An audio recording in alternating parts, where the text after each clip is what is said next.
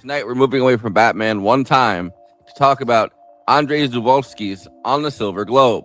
Originally filmed from 1976 to 1977, the same year as America was about to be taken by storm by Star Wars.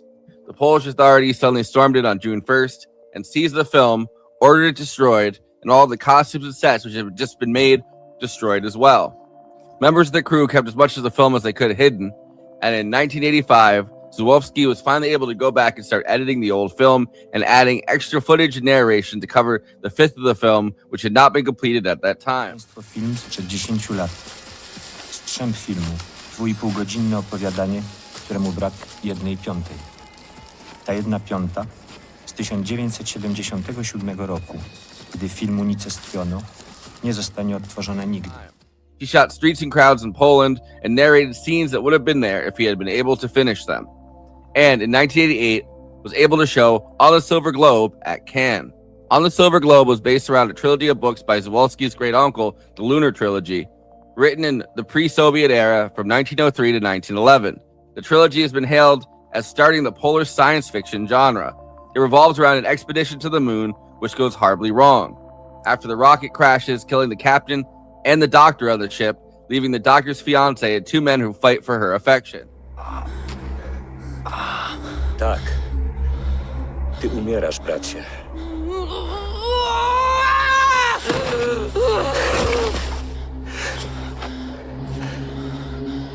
Przecież we wszystkim, co mówię, jest prawda. Skoro umiem ją wypowiedzieć. O wolność. Luckily, the moon has limited oxygen and water, so they're able to survive, creating a new generation of humans called the Selenites, who are physically stunted due to incest and lack of resources, and who also age and grow much faster than on Earth. They also create a religion that posits that a savior is coming to bring them back to Earth one day.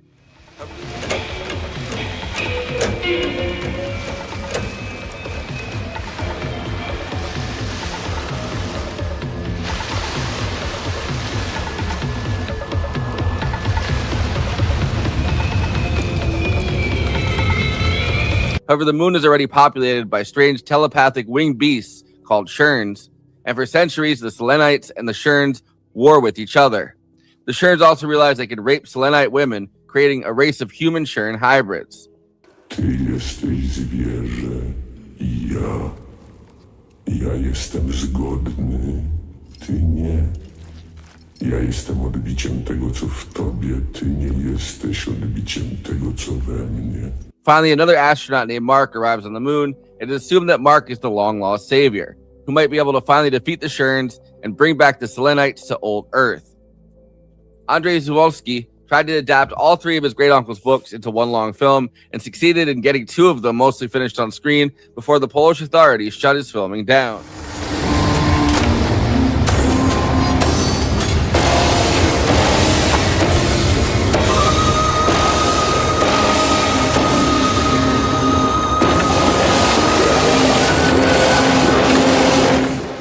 On the Silver Globe has been called the greatest science fiction film that never was. It's actually not even totally clear why it was stopped. The Deputy Minister of Culture for Poland stopped the film. It could have just been a show of power. He was seen as the most likely candidate to be the new Polish Minister of Culture before dying in a plane crash in Bulgaria a year later. But others have said it was just too subversive or too religious.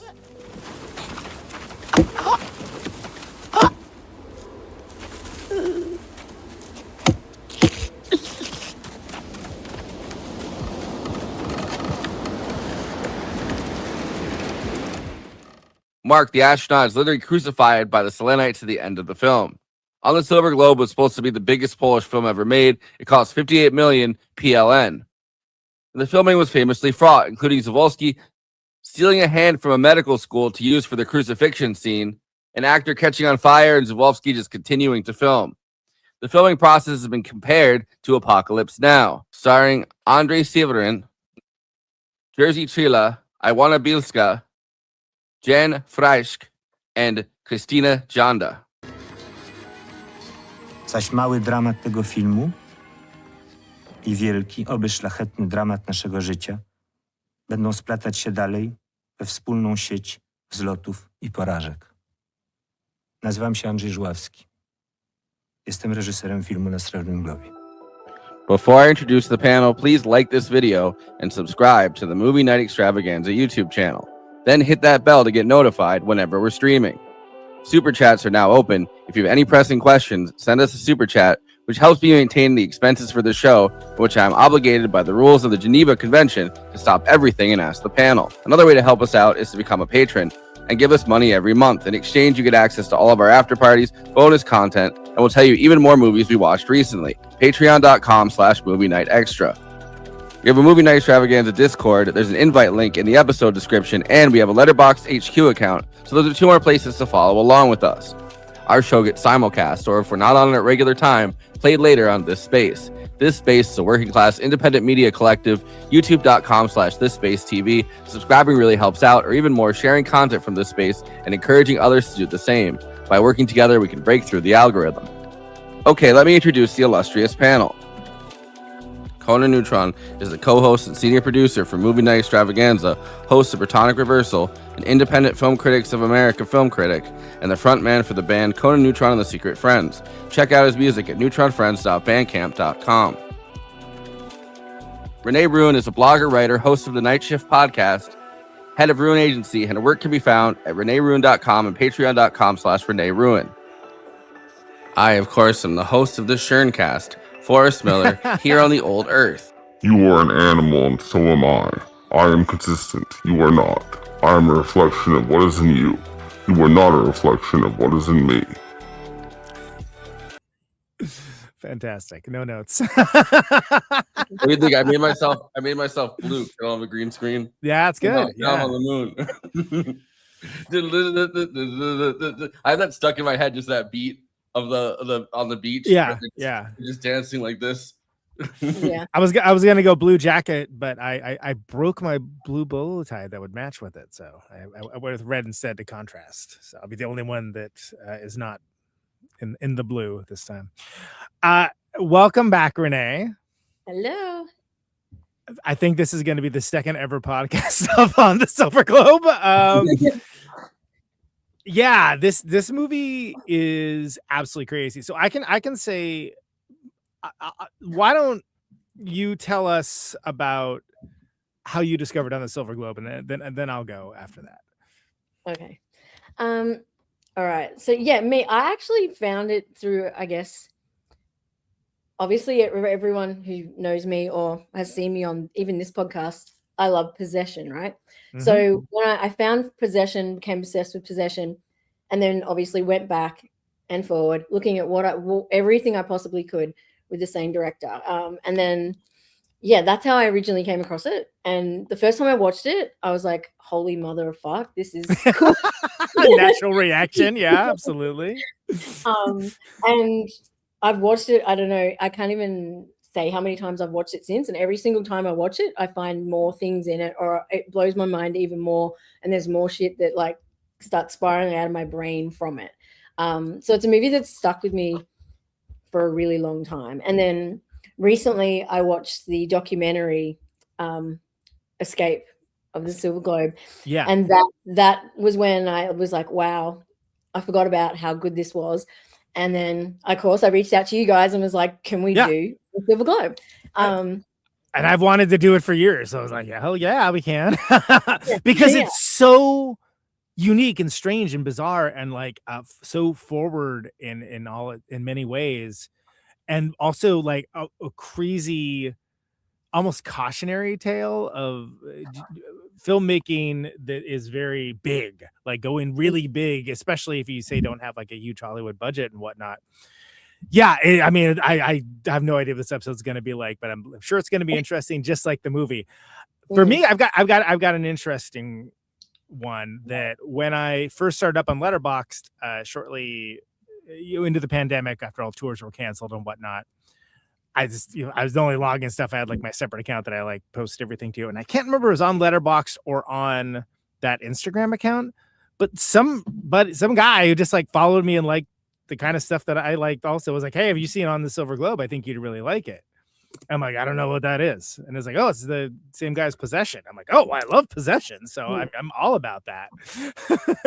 And like one of those cinephile deep cuts on Letterboxd, I think, that has like a small but like incredibly like passionate follow. Well, the two movies, and so I saw it and I loved it, but like in that same way of like, oh my God, what did I just watch? Like, what was that? This is crazy.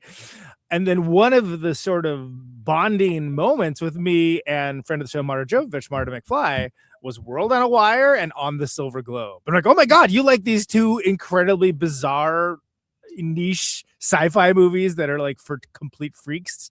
That's amazing. You know, no one likes that. I remember when she first came on, like it came up a lot in our conversation. Yeah. And so that was like, that blew me away. That's like you find your people kind of thing. Cause there's so much here in the story, but just like the circumstances. There's no way in this episode. There is absolutely no way in this episode we can even touch on like 50% of what goes on in this film. That's a preface for everyone who hasn't watched this film. Well, we have. I mean, we're gonna try with the. We're gonna out the old plot summary. We're gonna give it a big college. We're gonna do our best as we always do. And anyone who's seen our now classic I do notice in at least the Wikipedia one. I have not checked out the IMDb one. It disposes of the entire. It disposes of the really like 2/3 of the movie in like a very short like paragraph, and then the first third of it, you know, like just the first astronauts arriving on the moon and like attempting to colonize it and realizing they're like way in over their heads, and you know each one kind of just dying or whatever. Like that part of it gets a long like treatment on Wikipedia, and then the like the entirety of everything that happens in the 2/3 of it, like the part after that. It just gets like a paragraph and disposed. Well, we'll do it. Good job. So what I was gonna say is just like how we did our big deep dive on Possession, which I am unfortunately told may or may not have started the boulder rolling down the hill for this alleged remake that is in progress, and we are deeply sorry for that. But we're not sorry for doing a great episode on a cool unhinged movie. I mean, just like a lot of people have watched our episode on Possession. Yeah. Which is great. I mean, that's very flattering. And so okay. So I said before we were going to start, because we were talking about remakes and like, that maybe they're talking about remaking this too, which is absolutely insane. Like it would have to be like a series, I think, at this point. And I say that as someone who prefers movies over series, but there's just too much. There's just too much to cover, as evidenced by a complaint on the plot summary. We haven't even started yet, but this is one that I actually think would be a great example of a biopic of the making of it. And I say that even before I saw the documentary, where I was like, wow, like, because I knew that the thing about like him like writing the monologues and like handing it to him like the day of and things. And that's just, it's strange credulity that any of this would happen. But then when you have like such amazing visuals, this is such a visual movie. I mean, I could see this becoming like popular in memes and stuff like along those lines with the right circumstances, because there's so many just like, whoa, what am I looking at? Well, that's crazy. And like ahead of its time too. again, this is Star Wars. It's getting made this same year. Yeah. Yeah. Right? So, And it which would is- have been the first. I mean, I don't know. I'm sure somebody out there will take the documentary and go, actually, but it's kind of considered like one of the first major European sci-fi. right. Well, because there's the Tarkovsky Solaris, right? Yeah. Too, but that's 72, but that's Russia. Yeah. Yeah. But also, like, the source material itself is pretty much widely, thought of as being the first published sci-fi publishers. So, like, it's not only it's Żuławski's great uncle who Correct, who wrote that. which that as well. Like, there's so many little facts and tidbits in this whole It could story. just be that, yeah. Like, that goes down a rabbit hole, and I feel like those things are what like make this film even more incredible and why it can't be remade, as far as I'm concerned. Yeah. Like, I agree with you, and Like- he put a lot of his own thoughts and feelings, just like with Well, Possession, it's- into yeah, it as and well. it's literally his kind of blood. a lot of the same thoughts and feelings because it's the same divorce. He's going through his, Yeah. his gorgeous model. Yeah, I mean, I get it. I'd make a couple movies Yeah. about that too. When you think about the when Possession happened, and then what kind of like he's come from this, right? He's come from Yeah, this everything comes that happened. before then- Possession. Yeah, you're right. With Possession he films after everything turns to shit, and he goes away, and he's going through the divorce. So it's like Possession is so angry and like aggressive and violent. There's so much going on in that film, and you can clearly see that a lot of Silver Globe is carried over from that. Yeah. He's this amazing project, this passion. He's spent 600 days of filming, and they only did 80% of the film. And then being told 2 weeks before it's going to be finished, 2 weeks they had left, that's it. No, which is really like it's the Polish Soviet authorities really like shooting themselves in the foot, because this movie, if it had been finished, would have been so massive, especially like Oh yeah. Poland not being known. I mean, Poland has like some great directors, but like it's not known as like I think this could have taken not on this scale, like into like a real film hub, because it's like it's the Hollywood grandeur, and there's no real like what really pissed me off about the documentary. Like what really pissed me off. There's no reason, like the reason that this fucking guy, the deputy culture minister, who they had some defenders in the documentary, which was kind of weird. Like he had his like subordinates. I mean, rest in piss or whatever. He died from Żuławski putting on a jacket that was cursed. So I love that so much. But I gotta play that. I gotta play that clip later because it's so funny. But no, it's like there's no rhyme or reason. Like he's just like, I'm gonna put the film industry under my boot, and I forget the name of the other director. I saw that in your intro, and I was like, I have to tell Forrest, because there's also like talk as well that the deputy, like, so he did not get along with his boss, right? And he was replacing the boss. He made the decision to cut this film the first day he took office as well, mind you. Right. And they said it was a bit of a kick in the ass because he fucking hated his boss. And he wanted to kind of kick the boot in. And so it was kind of like more of a, what do you call that? Like a competitive, I don't know. He just hated the guy and kind of like a flex. A flex. Yeah.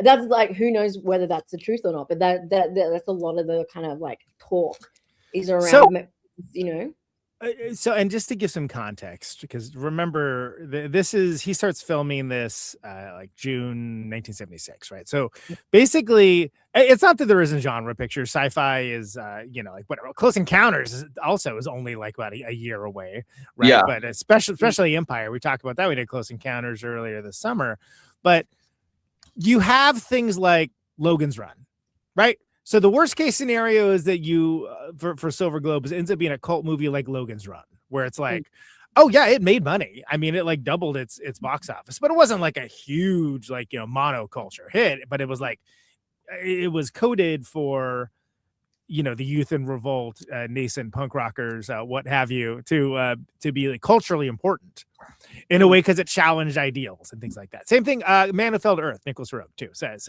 also came out that year, same way, right? So in a lot of ways, if you think about the sliding doors of it all, right? If he'd able to get it done, like the worst thing, the worst outcome for it would be like this incredible cult movie that, you know, attacks religious hypocrisy and like all these like high-minded concepts, and, you know, would come across as like, look, man, I'm not a hallucinogenic person, but I'm sure it would be wonderful and or terrifying to do hallucinogens and escape. Well, I barely made it through this film on an edible. Like I watched it edible. Let me tell you, I watched it at least twice under the influence of an edible. And let me tell you, I suggest people do it because it gave me something else. But like seriously, the film is like it's a hard slog. You got to lock in. It ain't fucking around. There's 3 hours. You can't like.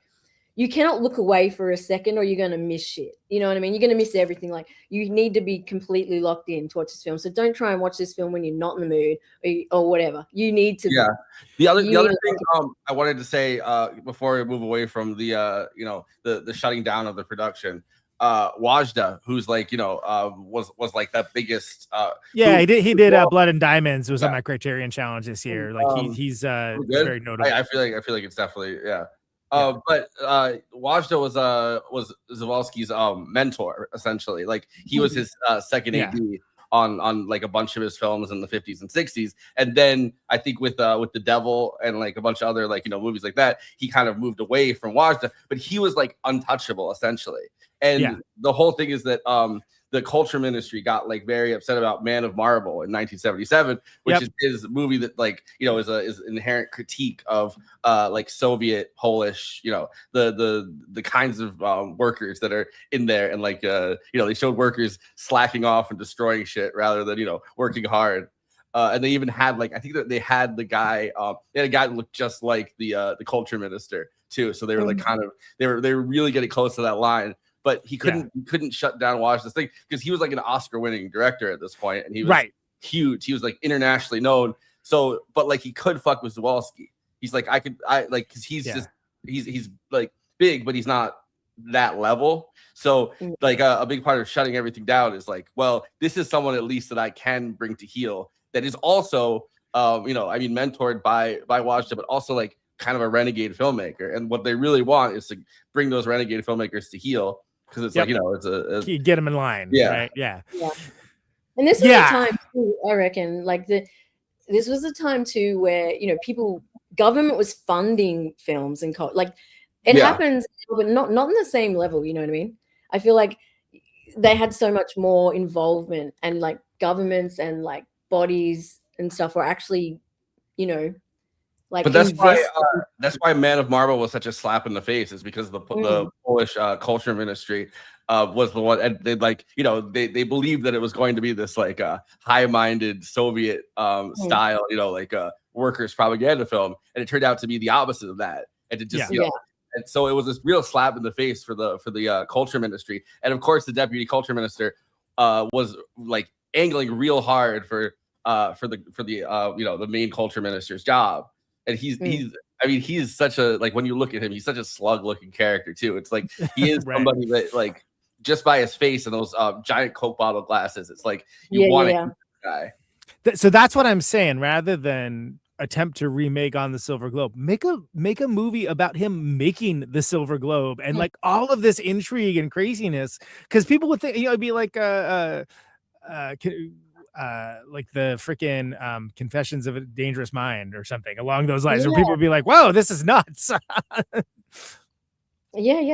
it was also like, there's just these, I feel like in the past couple of months, I've been going back and like going crazy in like all of these international, you know, world cinema from like 60s and 70s.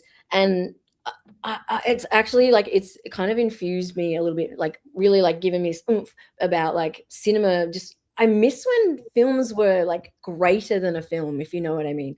And I feel like we've lost that. Like, we're more about like entertainment, and there's nothing wrong with entertainment. I love a good film that's just for entertainment, but like films like this is like, I don't even know, it's otherworldly. Like, this is about something much bigger than just a film. I think also like just the invention of I mean, not to sound like a Luddite, I guess the invention of like CGI kind of made it a lot harder to like do something like this because it's expected to be done with CGI. Like your world building is expected to be done with CGI, and it's so much harder to kind of create. Like when you watch the documentary, they put mines out on the beach and they blow up the whole beach. Yeah, it's crazy. And it doesn't even make it doesn't necessarily even make. I mean, I guess it does because this is the first time they're kind of being attacked by the bird people. But it's like you don't know that at the time, and it's like the beach is. That's what I'm saying. The moon beach is just exploding. Like the practical effects of it all, putting those telephone poles, burying them in the sand, and going into the caves and what. I mean, this is like it's crazy. The making of this is as much of an adventure as the actual movie, which is saying a lot. Yeah, but I think it mirrors the film though, like the actual. Absolutely. You know, when you're looking at looking at the, like you said, the props, the locations, the costumes. The crazy shit that goes into the dialogue, like all of this stuff that compounds it is just as physical and grueling as the film itself. Like, and you said earlier, well, hold on, let me get this in because it's not going to be time for it later. You said earlier, you got to pay attention, right? This is definitely not a second screen entertainment. Is that what Netflix calls it, right? Like you have to be on this movie's vibe, and if you are not, you might as well turn it off. But like if you stay locked into it, it's like at no point ever is it boring. I mean, it is a wild. It's like Mr. Toad's Wild Ride. You're just like, oh my god, what are we doing now? What is this? Okay, and everyone's got these crazy monologues, and everybody has these back and forths that are just like so momentous, and like it's like, okay, now we're dealing with religiosity, but also everything is epic. Like everything in this movie is epic. Well said. Yes. They dispose of the Sharon City in 3 minutes or something. Which is crazy. Like I made the mistake at one point of looking down for a second because you can't. I do, for the show, like I always take notes, which then I never check my notes. Like it's a really bad habit. I always just go in with a notepad and then take a bunch of notes and then never end up checking them again. But at least I remember stuff when I do that. Like I feel like it's rote memory. Yeah. The idea when you write it down, it kind of reorients your brain to think about it differently. Yeah. I mean, even if I do it on my phone, which I think you don't remember it as much, but it still kind of works that way. But no, it's when I looked down for 1 second, and then he's like in the Sharon City, and I was like almost done with it with like a bazooka or whatever, and I'm like, wait, how did 30 seconds ago he was on a boat? There's rewinding. There is you need to there is rewinding in this film because if you miss half a second, you're like, what the fuck? Whoa! And it's I'm lost. You have to go back. Rewinding and reviving in this film. Yeah, exactly. Shout out to Marta. That's right. Yeah. When you type in like facts about this, the AI summary thing or whatever, which I mean I don't really I don't really check, but like sometimes I'm like trying to find something really fast while we're doing this. A lot of it is linked to Marta's podcast. I mean, this may be the second podcast ever to cover this movie, as far as I'm concerned. The first one would have been Marta McFly's. Yeah. Yeah, I've only seen like little like sections, like 5, 10, 15-minute sections of like one person being like blah blah blah blah blah. Yeah. But I've never really seen two people like every once in a while there'll be like an Instagram carousel that just has stills from it, like you'll never believe this, the Lost Sci-Fi movie that was never made. Oh no, it was banned and like I saw one that was like, you'll believe why this film was banned for 11 years. Yeah, all right. I mean, it's pretty horny. It's pretty horned up. Well, it's also like, I mean, it's also like we can talk about that a bit later, but I mean, the sex and violence in this film is like, yeah, there's moments that's epic too. Yeah, and let me preface this by saying there's no love in this film. The only love bit is literally when the astronaut arrives and she's pregnant with her fiance. Say goodbye at that point because there's no love after that. Forget it. There's also like I don't know exactly how to. There's a lot of rutting. There's like Żuławski when I was trying to like pronounce it perfectly, and it's like it's Żuławski essentially, but I'm like I'm not doing that. But they're like, put an F in there. I'm like, I'm not. I'm not doing that. I'm No, not but so Żuławski basically has this thing that like he does these contortions across multiple films, and it's like it's definitely here, like similar ones to Possession, like just in different scenes, like especially like the sex scene with between Mark the astronaut and his bride or whatever. Like there's these contortions that I remember seeing in Possession, but also in The Devil. Basically his ex-wife acting, and Possession's obviously about his marriage. Like he's the Sam Neill character, and his wife is the Isabel Allende character, and so it's like, but in The Devil, his wife is acting and does the same body contortions Isabel Allende does in Possession, which is like, it's just crazy to see that across things. So it's like, I don't know, like, do you measure that out? Do you like right? Because when you first see Possession, I mean, look, it's his most commercially available one. It's the one most people tend to watch first if you're not from Poland, maybe.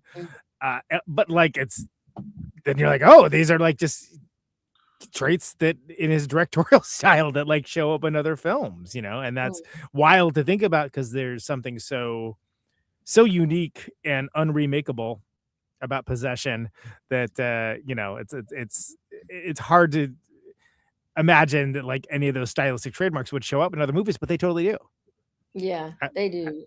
I think because I think whether you like each of his films to some degree talks about it's sex and the politics of sex and dominance and power and status, and this film probably goes in depth into those aspects much more than the others, but in a kind of more unflinching, uncomfortable kind of way that you can't look away, and it is quite confronting. There are scenes in this film with when it comes down to kind of like, even the reproduction, the birthing scenes and stuff, like it's very violent. Even that's epic. One thing I want to say with this, pulling up a screen, I was fascinated. I mean, I'm so used to the image of like the Possession and like later era Żuławski, where it's he's fat, he's a little fatter, his face is fatter, he's old, he has like the jowls, he has the gray hair, and I'm so used to that be like in my mind, right? Like because I've watched a lot of his interviews at random times, and so it's like especially the ones at Cannes, and it's like I'm so used to that, and it was so fascinating to see like how handsome, like he was miles above, and they don't even like hide it in this. They're just like, oh no, like he did not look like a Polish person, and it's like, what is? But then you see like all these Polish faces throughout it, and it's like, and then he's I don't know, he's like suave. He's got the like he's got like a look that and they're like, what, you think you're better than us? Yeah, but there's the one quote where he's like, he wore like amazing clothes. He spoke French more than he spoke Polish a lot of times. He has this suave thing. He has this beautiful girlfriend, and the guy is just like, he was like E.T. And I was like, E.T. That's out of all this stuff you came up with E.T. That's the that's what you came up with. Well, hey, Emo Dragon, thanks for joining us. By the way, first heard of Possession from the show. Fantastic. All right. Well, that's good to know. We're doing the work. So did the guy from Smile. So did Parker fan. Exactly. Yeah. I fan. do like, there was like not a patron, but a fan. Yeah. They had a I don't know, like shit post or something somewhere, like a meme where they were like, oh, the reason that Margaret Qualley just divorced her husband is that she was getting ready for Possession. Method acting. Yeah. Check the other room for a tentacle. Thank you. Tentacles, everybody. Possession. Watch the movie. It'll make more sense. No, but it's I don't know, like there are these like through lines through all of this stuff where it's like his obsession with like kind of creatures. There's something like, so I kept thinking about like, because it's in our banner folder, the Skeksis violence, like something about the Sherns are very like what Jim Henson would come up with for the Skeksis, like that kind of bird, but it's like not even bird. It's like it has its own. I mean, it clearly has its own like lineage or evolution or whatever. Like it's clearly not like a bird, but it also is a bird, which I think in the his great uncle described it more like demonic, like it wasn't supposed to be in his book. Which obviously, you can do whatever you want, you can adapt things however you want. And I'm not, but it was less. I think it was less birds and more giant black winged, definitely bird was in there, but like black winged demon, like demonic entities. It seems like to me like how Terry Gilliam would depict those kinds of things. Yet. Except for Holy Grail, this came before any of those Terry Gilliam ones. Like it has like a Time Bandits-esque nature kind of to it, like and especially with the camera work as well. And it's fascinating. It's like this was before there was that. I mean, he wasn't doing that in Holy Grail. He hadn't developed that until the 80s. What about the I was when I was rewatching. I've rewatched it again last night, by the way, and then watched some of the doco part again for the second time this morning. And one of the things I clocked it but didn't clock it, really think about it too much. But obviously one of the astronauts is filming, right? And apparently, like if the film had have come out when it was meant to have come out, it would have been one of the first sort of like films of that time to have found footage in it, and to have something filming, and have even the way they shot him filming himself was something that hadn't really been done before. Apparently, I think Cannibal Holocaust was the next film that had that kind of footage. That's right. And this is years before like your Blair Witch projects or anything along those lines, right? Yeah. So that's another thing. And again, when I first watched this, I definitely was like, oh, look at a lot of Peter Jackson stuff, especially the early stuff. Like there was like more low budget, but this is years before that also. Yeah, so he's doing and all also of that. And not only that, but this is in Poland. I think people like forget, this is not like some big it's not LA. It's not like English, whatever. This is Poland, right? And if you're one of those people, and you're definitely not one of those people if you're watching this podcast, but there are those people that don't like watching world cinema and all of that kind of stuff, and you're missing out, because seriously, there are films out there that, and this is definitely one of them. Absolutely. And, there's a lot to be said for, the Polish New Wave, Krzysztof Kieślowski, and like all the stuff that happened like in the late 80s and 90s. But even in the earlier stuff, I mean, I forget the director's name. I'll have to look it up real quick. But the Cremator is an incredible movie. And that's a from 1969, Gerard's Hers. It's probably butchering that. But like it's a dark comedy that's sort of like about, so it's this guy, he's like a cremator of the dead, and he basically becomes radicalized into the Nazi party. And it's funny. It's funny. Yeah. I mean, like you hear that description, like say what? But it's really funny, but it's like super dark. It's very expressionistic. It's a part of that new wave like was happening at the time. And it's interesting that like we have well, I guess he's Czech, I'm sorry, but like it's the same, whatever, Eastern Bloc, get over yourselves, everybody. But like but the thing was mentioned earlier, mentioned a couple of times, like his the one who he worked with, like his mentor, watched it, like Canal, the one that I've seen is Ashes and Diamonds, which is the last one.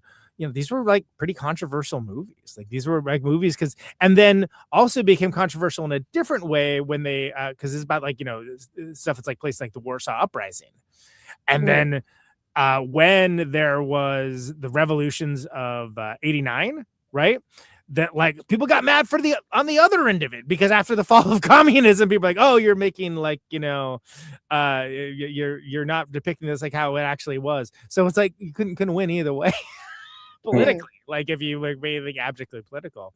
But he used a lot of these films to express complicated ideas about things that were important to him, as well as things that were important to the people of Poland, through the narrative of these war pictures, which is probably something that Żuławski was like, oh, I'm all about that, because apparently everything is like him trying to work through religiosity, trauma of having to leave his wife and kid. Just like a lot of it is to do with the self, and I think that's as well. Like this film is not and that's in all of his films pretty much. But this film is, it's not an easy watch, and it's not easy to comprehend. And I think so you got to kind of there's so much philosophical stuff going on here, and there's it's a whole meditation on humanity, and there's just so much going on in this film, and you can go on for endless I can't even put it into words. That's how many. What do you guys think about? I'm trying to make sure that I say it right. Wait, hold on. Yeah. The Velichka salt mine of it all, where it's and that mine apparently is located right outside of Krakow. So it's a big part of where the Polish variety of the Holocaust took place too. But it's that there's something very Apocalypse Now.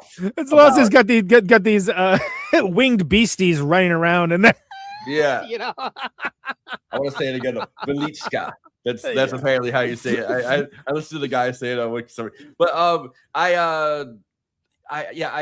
was kind of really fascinated by the description of that, because I understood it's a large open space. It's essentially a mine. I kind of got that, but didn't really process that was a real, a real place that had a history to it. Yeah. And and that, which is just crazy to think about, but that's because it's Poland. It's there's a very rich history there that some of which was they tried to erase through media, and then again, and then a different set of people tried to erase it, so it's that one guy, I think he was an actor. I don't think he was on the crew, but the one guy that was down there, he might have been if I'm remembering, he might have been the guy that doesn't trust Mark. He's the guy that's he's this guy is not this Brian is not our Messiah. That guy, I think he had that I haven't even really heard of this, but he had such a crippling nicotine addiction and you can't smoke down in a mine because it's still a working mine. You will explode if you try to smoke a cigarette. So they were doing those 9 to 12 hour days of just shooting down in this mine, and nobody was allowed to have a cigarette, and this guy is just going out of his mind because he's I want the cigarette so bad, freaking out. And he's still and when was it? I think it's 2021 the documentary came out, so it's he was still very animated about that 4 decades, 5 decades. Yeah, exactly. He's not over it. So many of the actors and just the crew in general carry extremely, these stories on for the rest of their lives about what they went through on this film. After it ended, there was quite a few crew members that went into extreme, had depression, went into mental hospitals and shit, because the extreme work as well, no sleeping and extreme hours, and it was so Apocalypse Now. That really is, if you could compare it to one American movie, it's Apocalypse Now has to be the which is similarly largely shot on site, practical physical locations. And although I think Coppola would have literally blown his brains out if they had stopped him from finishing it. Oh my god, he almost did more than once while making Apocalypse Now. I imagine they're if they were all right, we're shutting this down, he would have just been well, I guess we lost Coppola. We never would have had Megalopolis. We're never gonna have our fantastic wine cellar. Right, exactly. The chaos, the chaos behind it, obviously, in the personal relationships, the logistics, the time, the money, the politics. The film, throughout it, especially when you watch the doco and you hear all of the stories, the film itself begins to resemble the civilization that's depicted in the film itself. That's right. They had this, a really ambitious utopian project, and it just gradually collapses under its own weight, which is essentially a big part of the film itself. That's why this film can't be remade. In the 1970s was peak for that kind of dystopian sci-fi, right? So it would have been something where I think it would have struck a larger chord, big time. On one hand, because of the incredible visuals and all the filmatic pieces that we're talking about, the practical locations, et cetera, but then also, this idea of it being this very salient critique of religiosity and governments and self-governance and just being kind of chaos goblin about it.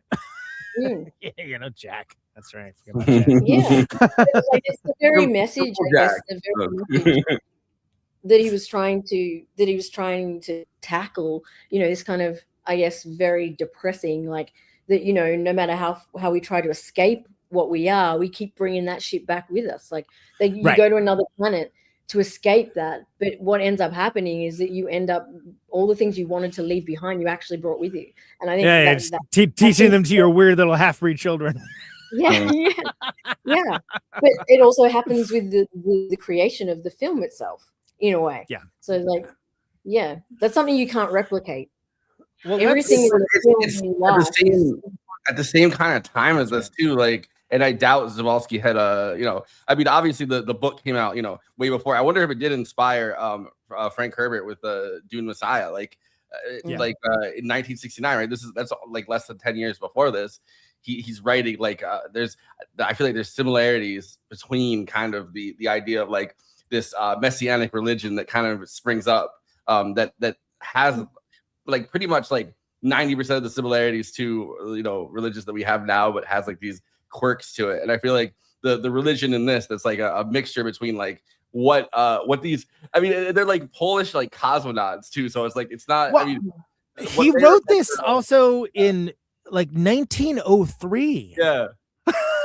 Like that's another thing to remember. Between like 1901 and 03, I think. So it's like he's writing this and at also, the same time as L. Frank Baum is writing like Wizard of Oz. Like, that's how far back this goes. Yeah. Like we're getting like Wizard of Oz stories and you know, the Polish are getting like people went to the moon and had inbred children, and the inbred children have more children, and everyone, and because of the atmosphere there is air and there's water, but you grow mad fast. And it's crazy. And I think one of the reasons why, as a story, and we will get to the plot summary such as it is, I think one of the reasons why the story kind of hits differently is because it comes from that.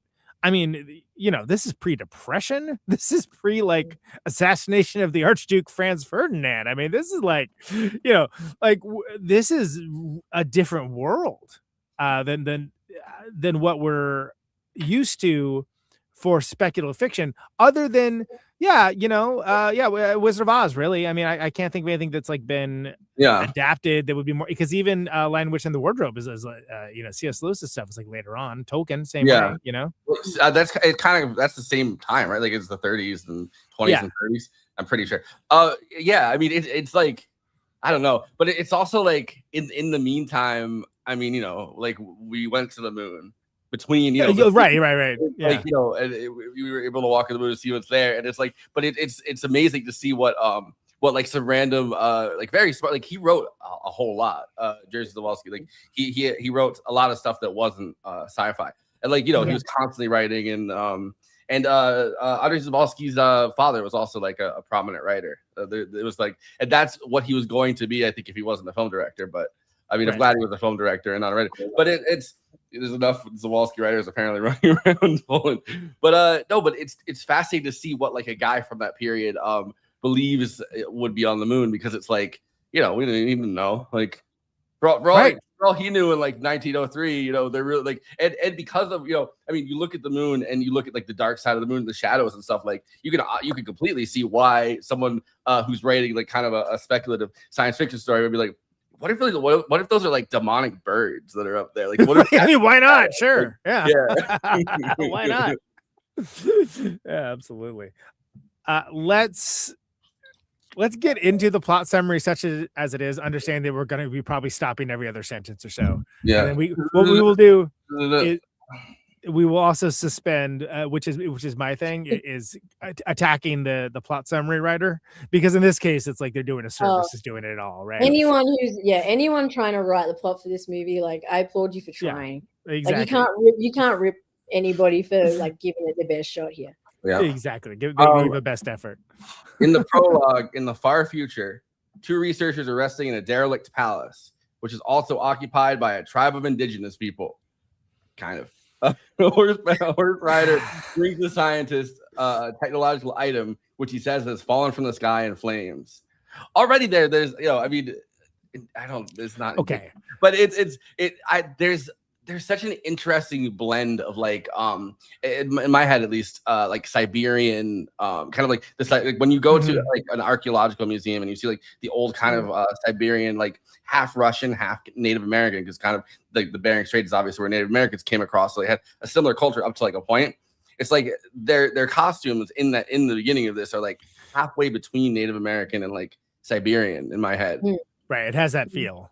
Yeah, agreed. And then you got that desolate, like the building that they're in, and it's very shot really widely, so it's very barren, and like. But also, one of the things I noticed when I rewatched it again last night was like I was staring intently at the building, but like the roof, it's got that kind of like Parisian, like like the painting and the like little like all of that detail on the ceiling, and it's so out of place, but like contrasting to the indigenous people and the guys, and then it's kind of, but it makes sense. It's just there's so many like when you think about how fragmentary everything is, right? Like they're getting Earth, they're getting old Earth culture, but like in such a fragmentary kind of like just deeply strange way. Like everything in this movie, it's like it's been it's like you're looking through one of those refractor glass things where it's like you see like the light or whatever, and it really changes because it's going through this like glass thing, like prism. That's how I feel about like the religion in this, the architecture. Oh yeah, absolutely. It's prismed out for sure. I mean, it's a feature, not a bug, right? The scientists realize it's an old, obsolete, small transmission module. And in their underground laboratory, they find it contains the video diary of an astronaut whose spacecraft crashed at least 50 or 60 years ago. Okay, so this is where we're getting, like we got like the backstory here of like, okay, so like these, and the guy's like, they came from somewhere else. The guy's like, yeah. There's like sounds in this that I didn't even like know like a human mouth could make. Throughout this part. There's just something like the indigenous people in the beginning, they have like it's like a mixture between like a grunt and a squeak, and I was like, it's like and I was doing it with like I've come to the conclusion that like I've I don't know, either my ADHD is worse or I have like autism or something, but it's like I when I hear like weird sounds, like I end up like not even thinking of just trying to make those sounds with my mouth while like sitting there, and then realizing I'm doing that. And there was like multiple times in this movie where I was like making the same sounds that I saw in the movie, and then I was like, "Oh, that's me doing that." Like, it's, be a linguist. In a lengthy flashback, that's one way to put it. A group of distant astronauts crash land on an unnamed Earth-like planet after escaping from a degraded and vaguely dystopian Earth. Okay, so in the book, of course, it's the moon, right? Yeah. Like, the unnamed planet is the moon, but this is happening in the 70s. We know what the moon looks like. People it don't look like this. Exactly. You already have at this point. You not only have 2001, you have Arthur C. Clarke, right? Writing the sequel and what have you, and the idea of there being intelligent life somewhere else is very much in the zeitgeist. See, Close Encounters of the Third Kind that comes like the next year as being like one of the more huge examples of that. And there's the I think it's a very proto version of it, but like the theory of like the Goldilocks planet. Right. Yeah. You could very much see that in this, where it's like they're theorizing that if they take the helmets off, they're going to be able to breathe. And it's like it's a very speculative theory. Right, exactly. It's a very trusting theory. Yeah. And this is like one of the parts where Żuławski's like over the top kind of directing of a lot of the stuff like works out really well, because I mean, of course there's the shots, and they're very up close shots, which is the same thing he does in Possession, and the same thing that he really likes doing, where it's people's faces, and it's as if, and he has like the rationale is like found footage essentially, so you're watching through a camera. But throughout this whole thing, right, there's these really interesting right up against the camera shots, almost like you're watching like a nature documentary or something, and it's such an interesting like use of that. And then but the over the top kind of acting in this, even before they become the inbred half human, half God knows what else Skeksis. No, but like Skeksis, yeah. But it's like Deathlings or whatever. Like even before all of that kind of stuff melds together, it's like there's already this capacity acting, and it gets transmuted again through this prism. So it's like, you know, the guy screams at the Martha, the woman, like seems dance. Yeah.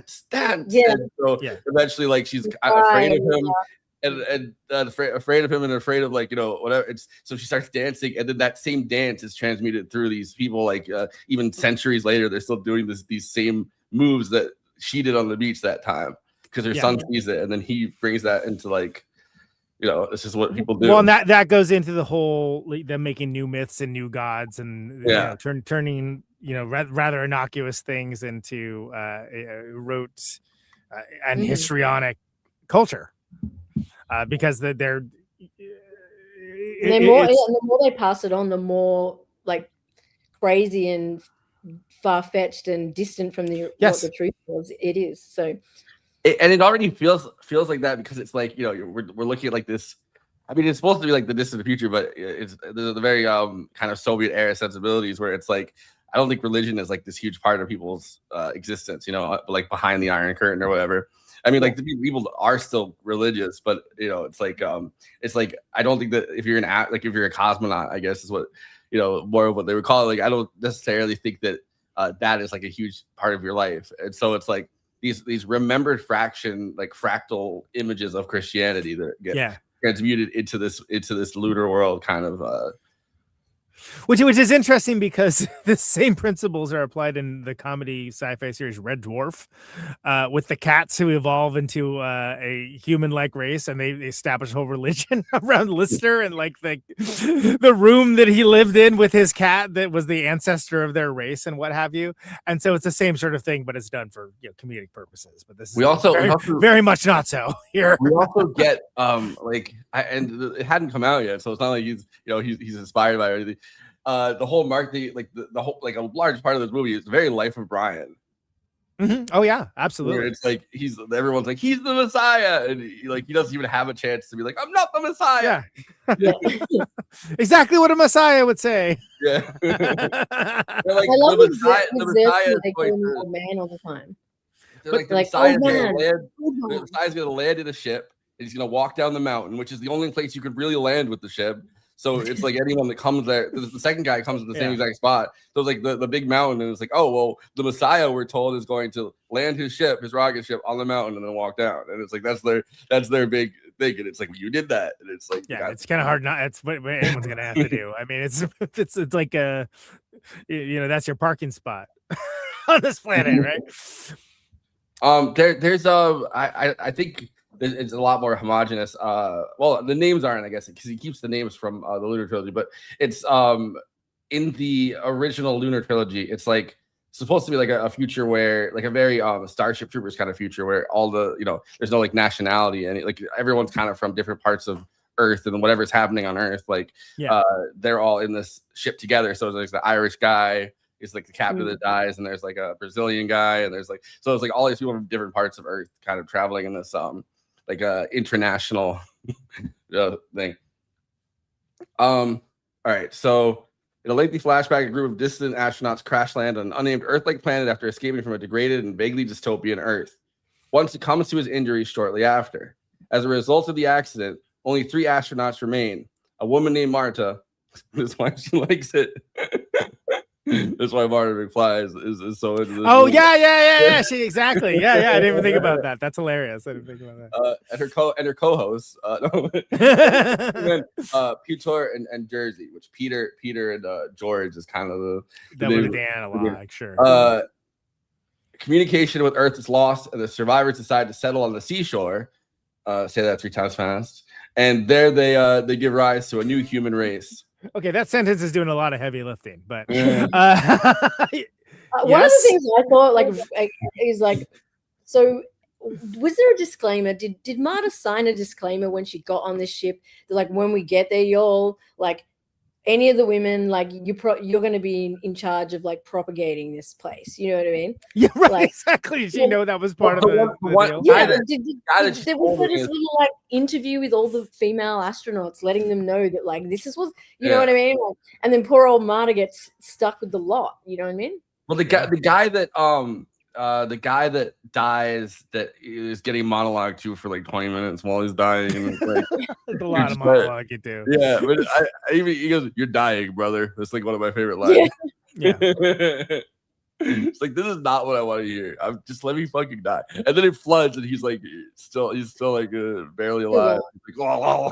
Right, that's right. Yeah. It's definitely not the mood. No, but like that guy is supposed to be her fiance. Fiance, yeah, and she's pregnant with him, obviously.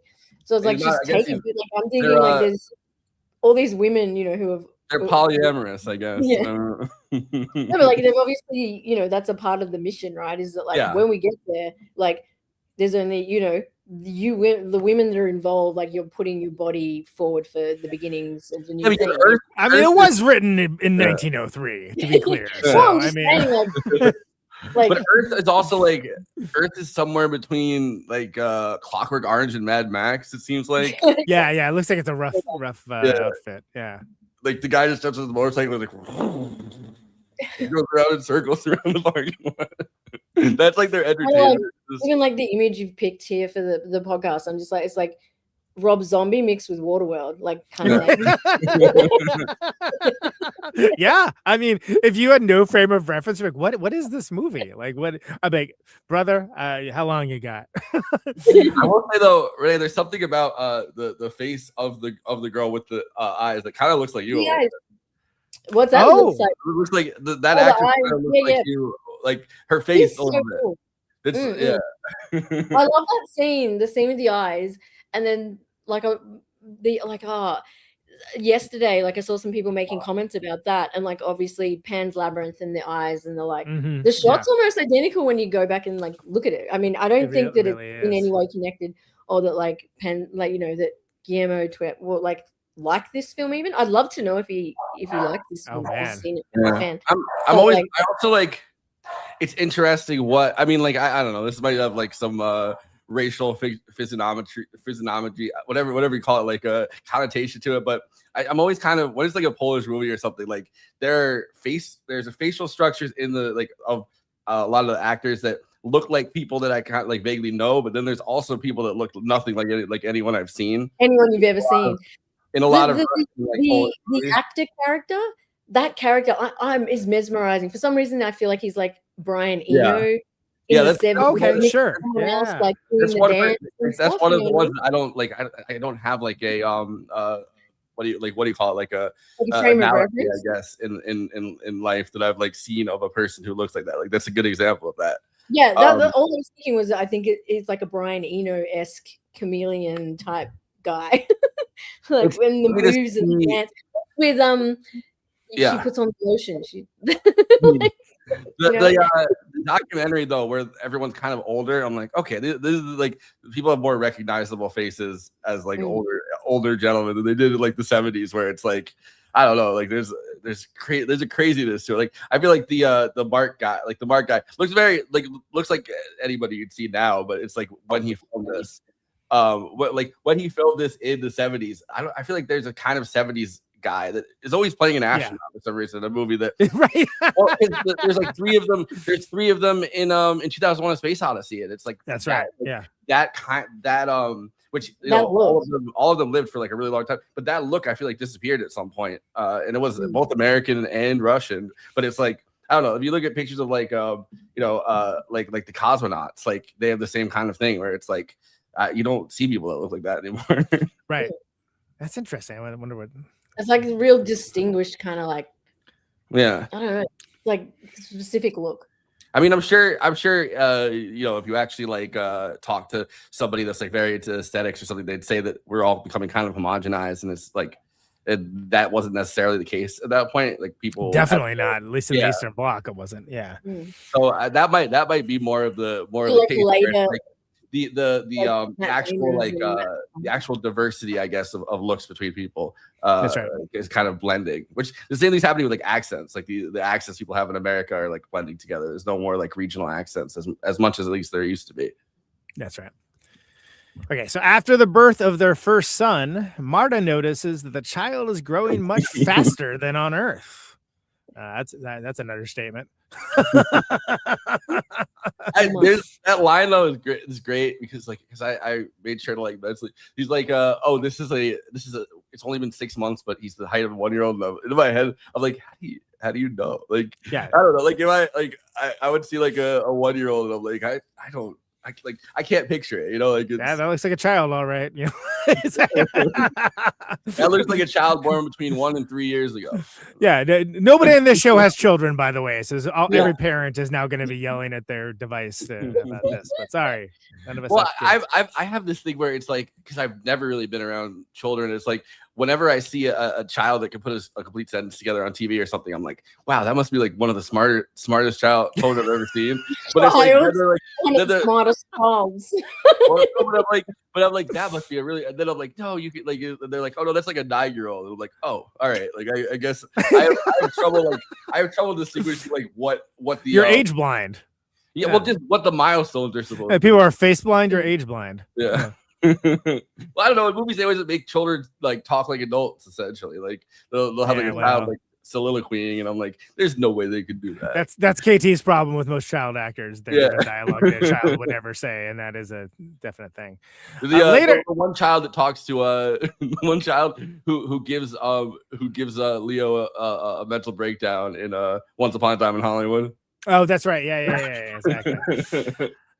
Later, an unseen enemy kills Peter, and Marta dies in childbirth. Yeah, okay. A lot of stuff happening on there's a lot of shit going on. That Marta dies in childbirth. That alone, that scene. Yeah, it's heavy. There's a lot of shit going on in that scene. That's not just her dying of fucking childbirth. And she already has like 10 grown ass children by then. Yeah. Well, there's nothing else to do on this planet. How much is this like? Are they running on like dog years, where like every year is 7 years or something? Well, like I mean, primary force of entertainment is all I'm saying. It's like I still find it. Ocean.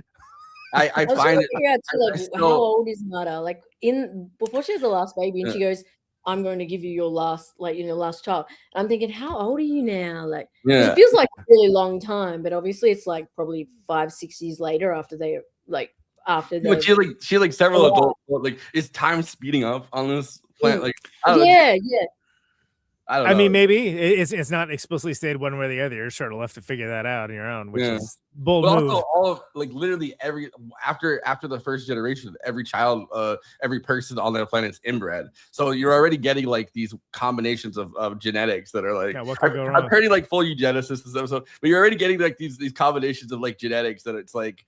How much of the rapid cycle and like strangeness of these characters is the just incest that's happening between everyone because it has to, because everyone's kind of like there's only one woman, so it's like so it's like how much of that is that, and how much of that is the atmosphere, which you age faster in different like like when astronauts go up to space, right? Like they can't be there for that long.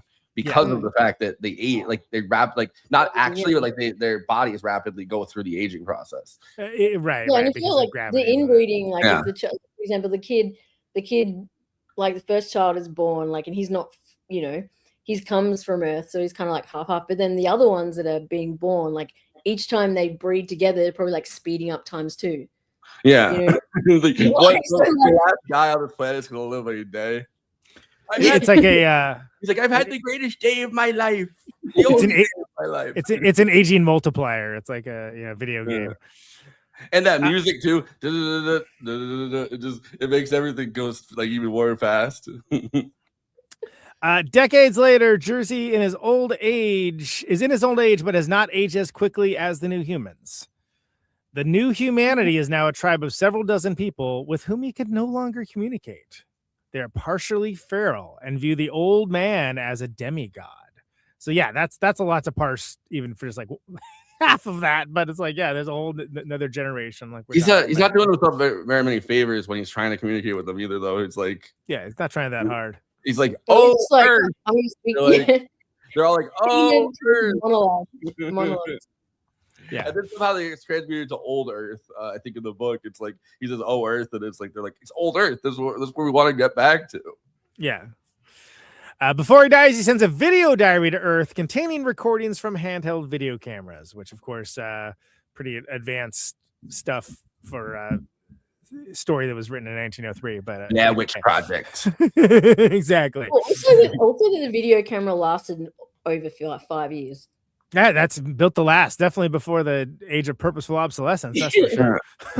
Can you imagine how? No charges. I have to replace my phone every year and a half. I was gonna say if you brought Like an iPod, that SD card or whatever, like whatever he's working with there. Yeah. if you brought an iPod up there, your iPod would last like a week, and then it's like, oh, it's been through its year and a half. So there's a break here. I can only imagine that this is a break between one of the books. I have not read them, so I can't tell you. Yeah, it is. Yeah, I will say they are in English now, and you can get them on Amazon.com. Okay, I want to read them They because seem really good. Like Yeah. I was parsing through like the whole synopsis, and there's a lot more to the well, I mean, it's very hard to transmute this into a film and like It would the be, whole yeah. civilization. But this is essentially two of the books. The third one, I think they would have finished up. The third one, they're just like, we're trying to get back to Earth. They're Right. like, Okay.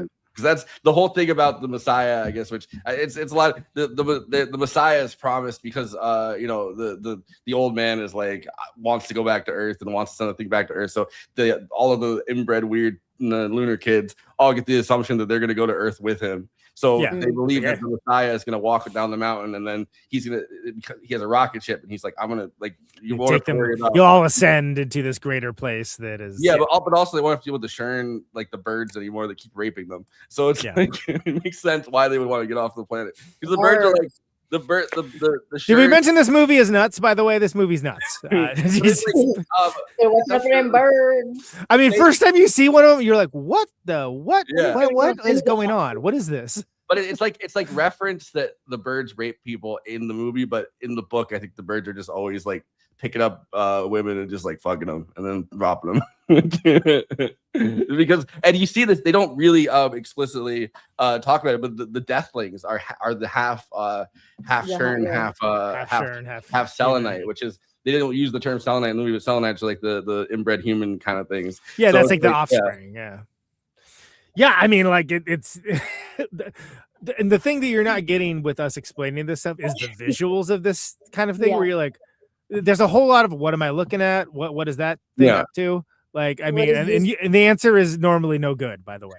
And then and then like soliloquies that have nothing to do with what you're and then like just the whole monologues about that, like wow, this is heady. Okay, there's like these repetitive like things that I just find so fascinating. Like the repetitive I like whatever, like I am an animal. Like but I am not like of an animal, but we are the same, but we are not the same because I am like an animal all the time. Like this was the assurance. Yeah, I'm consistent, you're not. Yeah, I live honestly because I'm like an animal essentially, and you're only like like you act like an animal sometimes, but you're not really an animal. He's like, so I am of you, but you're not of me. And I did the speech. I mean, I did the speech in our when I did my intro or whatever. That's right. Yeah. It's like it's a Żuławski thing too. I feel like. I feel that shows up in his other movies too. Yeah, you're right. Yeah, he's obsessed with this kind of the notion of like me, myself, and the other. He also tries to Reddit guy the tries to Reddit guy the Shern when he's like, I'm feeling a star. And he's like, a star? You think Earth is a star? And he's like, well, I'm trying to star. And he's like, you think it's a planet, bro? Like, yeah, and do that to the bird creature I'm tied up. He's doing the same thing as like the mentalist, where he's like, all right, I'm getting like it's a name that starts with an it starts with the R, and I'm just staring at him. It's a planet. There's a solar system. There's a galaxy. Am I right? Yeah, I bet I'm right. Many years later, a planetary scientist named Merrick travels to the planet.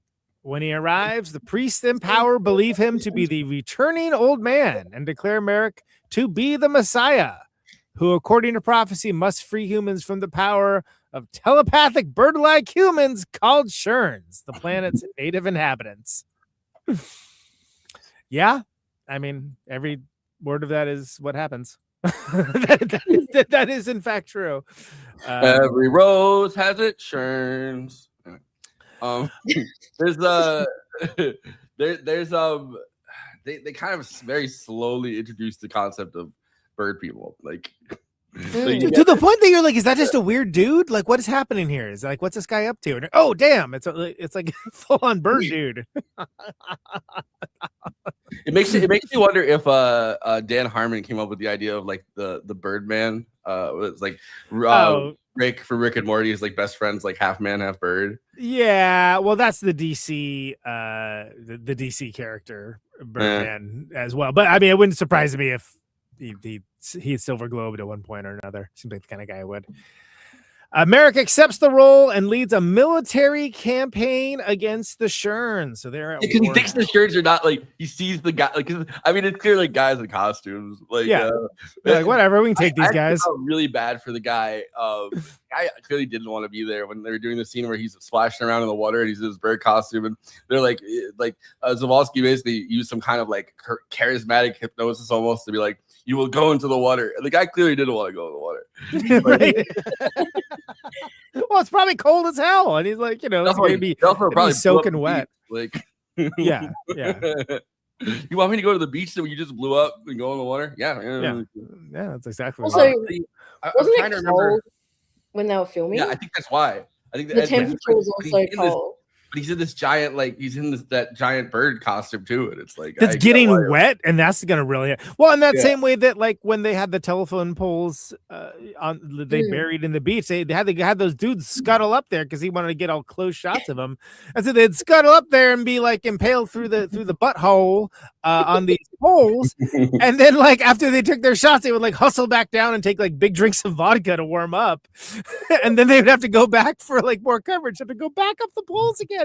And do you see what I want to pitch this movie about the making of this movie, because that's hilarious. The filming locations in this are kind of insane. Of course, Crimea is part of this. They're in Crimea at one point. The desert of Pustina, I can't even pronounce it. Pustina Blauska, the Polish desert. I guess I didn't know that was a thing. But then they go to the Caucasus in Georgia, the Gobi Desert in Mongolia. The Gobi Desert is where all that, which has yet to show up in any of these synopses, I might add. But what an evocative visual that is! Talk about the dune of it all, right? I mean, it's like, oh man, this is like in my head, like I don't know, like I always feel like in my head, I'm like every desert is like either Arizona or like the Sahara, but then I remember the Gobi Desert. That is not like the Gobi Desert's more like it's way farther up than anything like that. Yeah, that's right.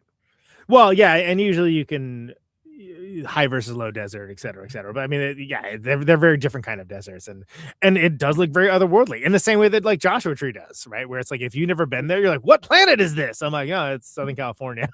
Yeah, this is crazy. I'm looking at locations or whatever. Yeah.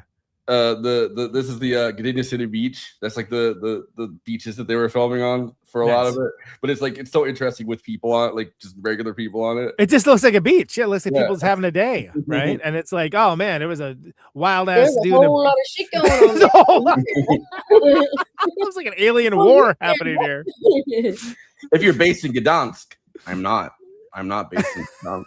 That's the closest stop. Oh, here they are. They're having a beach day. It's Brighton Beach, but it's watch for the Sherns. It's like Brighton Beach, but it's just the actual Polish one instead of like the Russians that just hang out there in New York City. I imagine like a Tim Robinson bit that has that like pastoral beach scene, and then you have like dudes dressed up as Sherns coming in, just like wrecking the place, like knocking over the beach umbrellas and whatnot. Oh no, it's a bunch of Sherns. They're actually indigenous. That's their beach. Yeah, it's their. They actually have a right to be there. It's their land. Stolen land.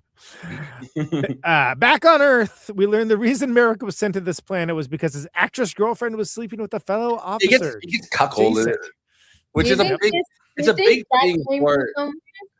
I'm like, Żuławski. Yeah, more cuckolding. Yeah, I know. It seems like it's a common theme. He's very frightened about that. He's like, and like, because he felt.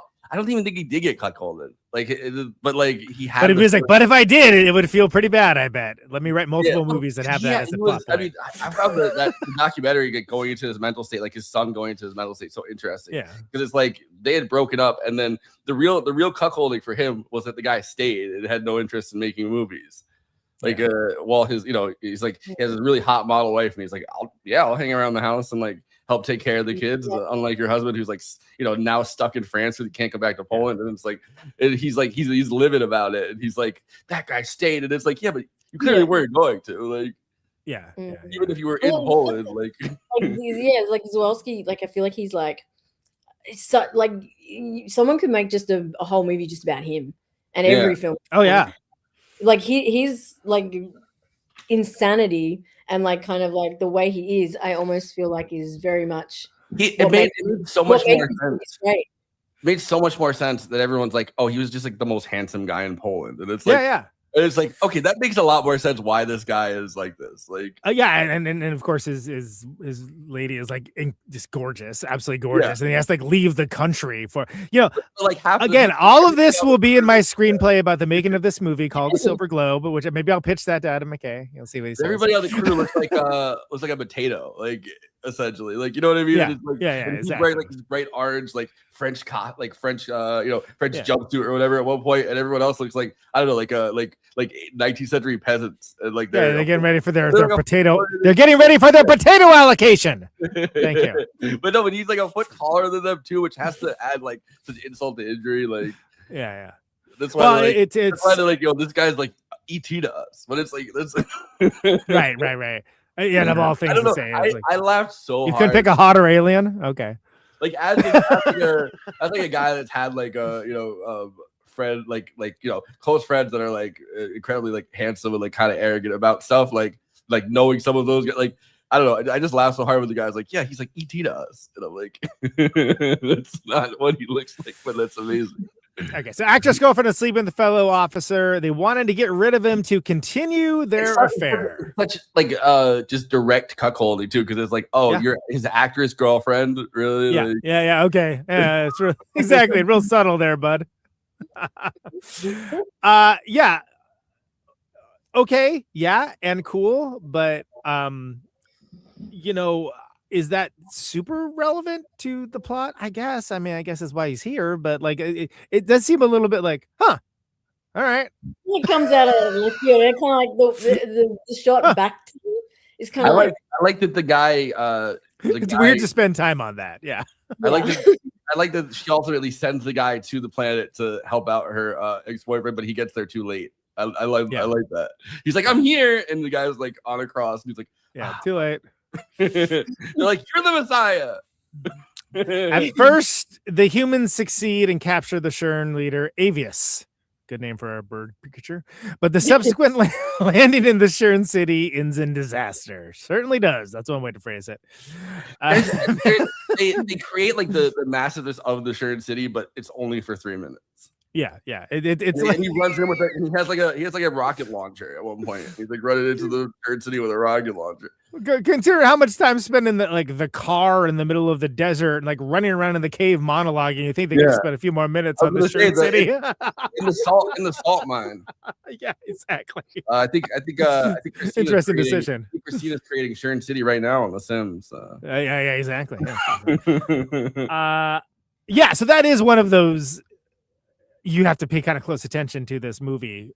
There has to have been into it. There has to have been probably more that he was going to shoot in the Shern City, though. It probably one can imagine that was footage that. But also, it's like they're living in like I felt bad for them. They're living in like huts, and they're like, there's like a city over there. Yeah, an actual city. At one point, and then they get there. Like I think, like they don't show it because I think another thing that they probably would have shot if they had more time. But it's like they get to the Shern City and obviously get slaughtered by these bird creatures. Like that's their first contact or whatever. Yeah. But it's like they're living on the beach in huts, and they're like, dude, it's like a city over there. Yeah, you don't have to live on this beach. Like a really big city. Like we're living in these shitty ass huts and just like I saw a city over there, and there's a lot of there's nests. I see some nests. Well, yeah, they're thinking that, and meanwhile, like, you know, they're doing Send Help with Rachel McAdams and Sam Raimi there, in space. That, but like with eyes on their. Right, sure, yeah. They're doing the Guillermo del Toro Send Help. It's important to note because we have not mentioned on air that I thought that would. That was good. That was good. That was good. That was solid. I didn't mean to railroad you on that. That scenes that he did not get to finish, they're replaced by him going around the city and telling you what he would have shot. Would have Okay. done, yeah. Okay, That's here's- exactly what I was going me. to. I am very handsome. I am. So if I you am- haven't watched this film and you don't know, like, if you haven't watched the film and you don't know any of the backstory, you're probably going to be like, "What the fuck is going on? Why am I in a subway suddenly? Like, what's happening?" Yeah, so suddenly, Yeah. and then you hear the director's voice telling you essentially, this is what was meant to be shot in this part of the film, and he kind of like tells you. So that's kind of I got weird. very distracted by the Polish people going down the escalator. Yeah, on the escalator, yeah, like it's kind of a weird detour throughout the film as well, because you're watching all. Or maybe it was French people. I don't know where he ended up shooting, because he lived in France by that point. I know, but I think it is Poland. It's like It is Poland, yeah. Like he Yeah, he so went like- back and got like B-roll of Yeah. essentially But it's parts of all, Poland. all Polish people's faces, and he thought that would be less distracting somehow than like because at one point he goes into the woods, and it's like I can pay attention to what he's saying, but the second he goes down the escalator, I'm like, this guy's interesting. Like, look at this. Well, guy. when I first watched it, I thought the visuals were. I was like, "Oh, is this important to the story somehow? Is this like the world back on Earth, and we're supposed to pay attention?" No, he's just literally running around the subway. Okay, Yeah, okay. he's just Some of the he's stuff just, he didn't he's get to just shoot. which is kind of a weird. It's kind of a weird like comparison that you suddenly we got modern Poland. Right, Yeah. it's very jarring. After As being modern, as modern as Poland will ever But get. it's also kind of it's also kind of voyeuristic in there's something enjoyable to me there was something enjoyable about watching that and actually hearing like that side of him discussing what this should have been and that should have been, and like kind of felt like I was on the journey of the film with him, even though Yeah, some of the stuff. And It's like, all right, now imagine like a rocket hits. BTS before there was Imagine BTS. the- but, like, hearing.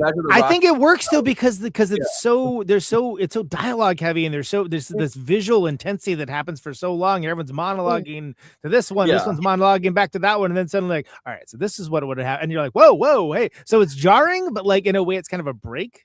Yeah, that's what I mean. Yeah, it it's is kind of like hard. a There's just breather for a second. Like there's certain moments where there are things that I'm like, I really wish I would have enhanced the experience to actually see that. Like the rocket ship crashing into the mountain is a perfect example. Or he didn't get to shoot. I mean, it's not like obviously it's not his fault. Like he didn't get to shoot Mark actually coming down the mountain and like the monks. So and I feel like that would have like you wouldn't just be thrown into this thing where it's just like, oh, all right, now we're on a battlefield. You would have had more like space to actually watch this kind of ascension down the mountain or whatever. And it's like, I don't know. It just a few of them made me kind of wistful. Where I'm just like, I really wish I could see the thing he's describing. So, but in order for him to like, he wanted to do that to finish it the best he could because it had been this great like unfinished thing that was like loom large in his mind, and so he did so in like May '88, and so it premiered at Cannes, and it was nominated, didn't win for Uncertain Regard.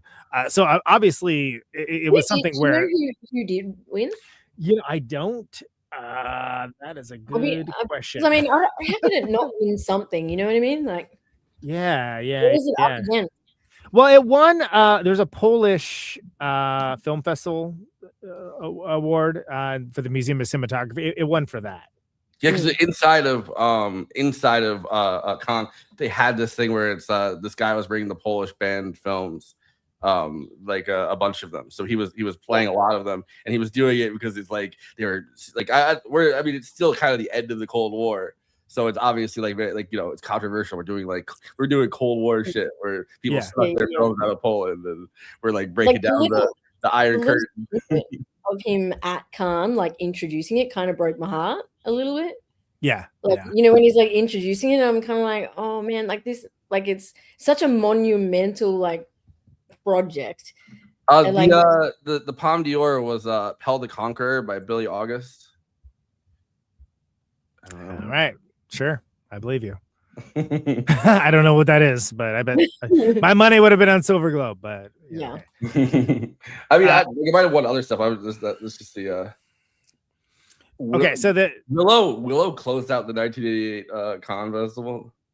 oh wow, okay. Willow. Willow. It's in Willow. I mean, But hey, I Willow. like Willow. I like Willow too, but yeah, it was okay. All right, Shern City.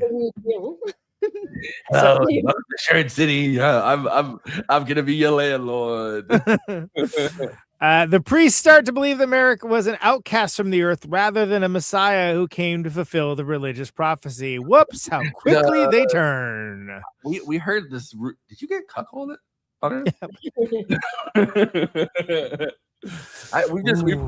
I don't. Can't have a messiah who gets cuckolded. Sorry, Like, it's the law. I don't believe it personally, but this rumors were flying around that I had to ask. It's a Shern thing, but like we kind of need them to be on board with this. They do know everything that's going on in your mind. I'm surprised they weren't like, hey, your girlfriend's fucking the guy who gets to he gets to just be on the cozy job where he gets to be on the big computer screen and he's like, I sent the other guy to the planet.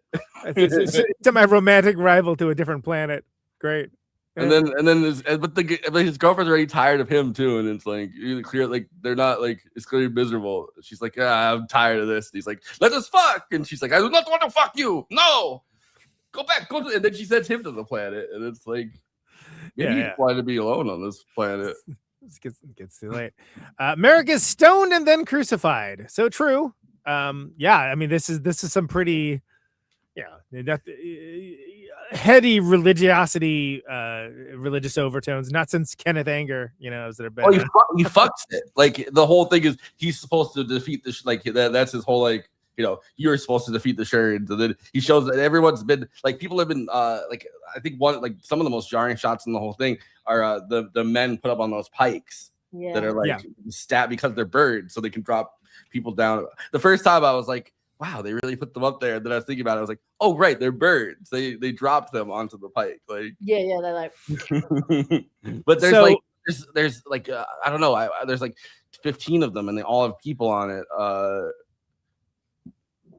And they were going up on there, filming their stuff, and then sliding down, and then drinking a bunch of vodka and trying to warm up, and then he had them go back up afterwards, they get more coverage. One guy was miserable. Yeah.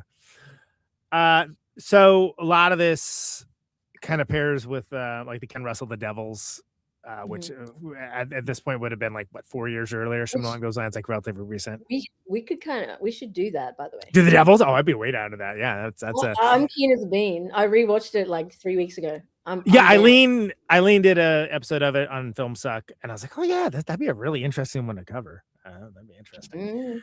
We gotta close out our Żuławski thing by doing the devil and his. We can do the devil and the devils who devil extravaganza. Yeah, let's do it. That's actually, I've heard worse ideas. I've pitched worse ideas. What am I saying?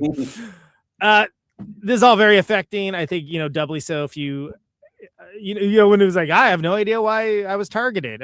Maybe he saw all the crucifixion stuff. I don't know. That's maybe that I don't. Maybe that had something to do with it. Maybe it didn't. But it seems like when you're chill up, Ryan. What they say. Some things in life are bad. They can really make you mad. I did have a thought that the end of it, you cut out the sound in the end of it, and you just put always look on the bright side. Always look on the bright side of life.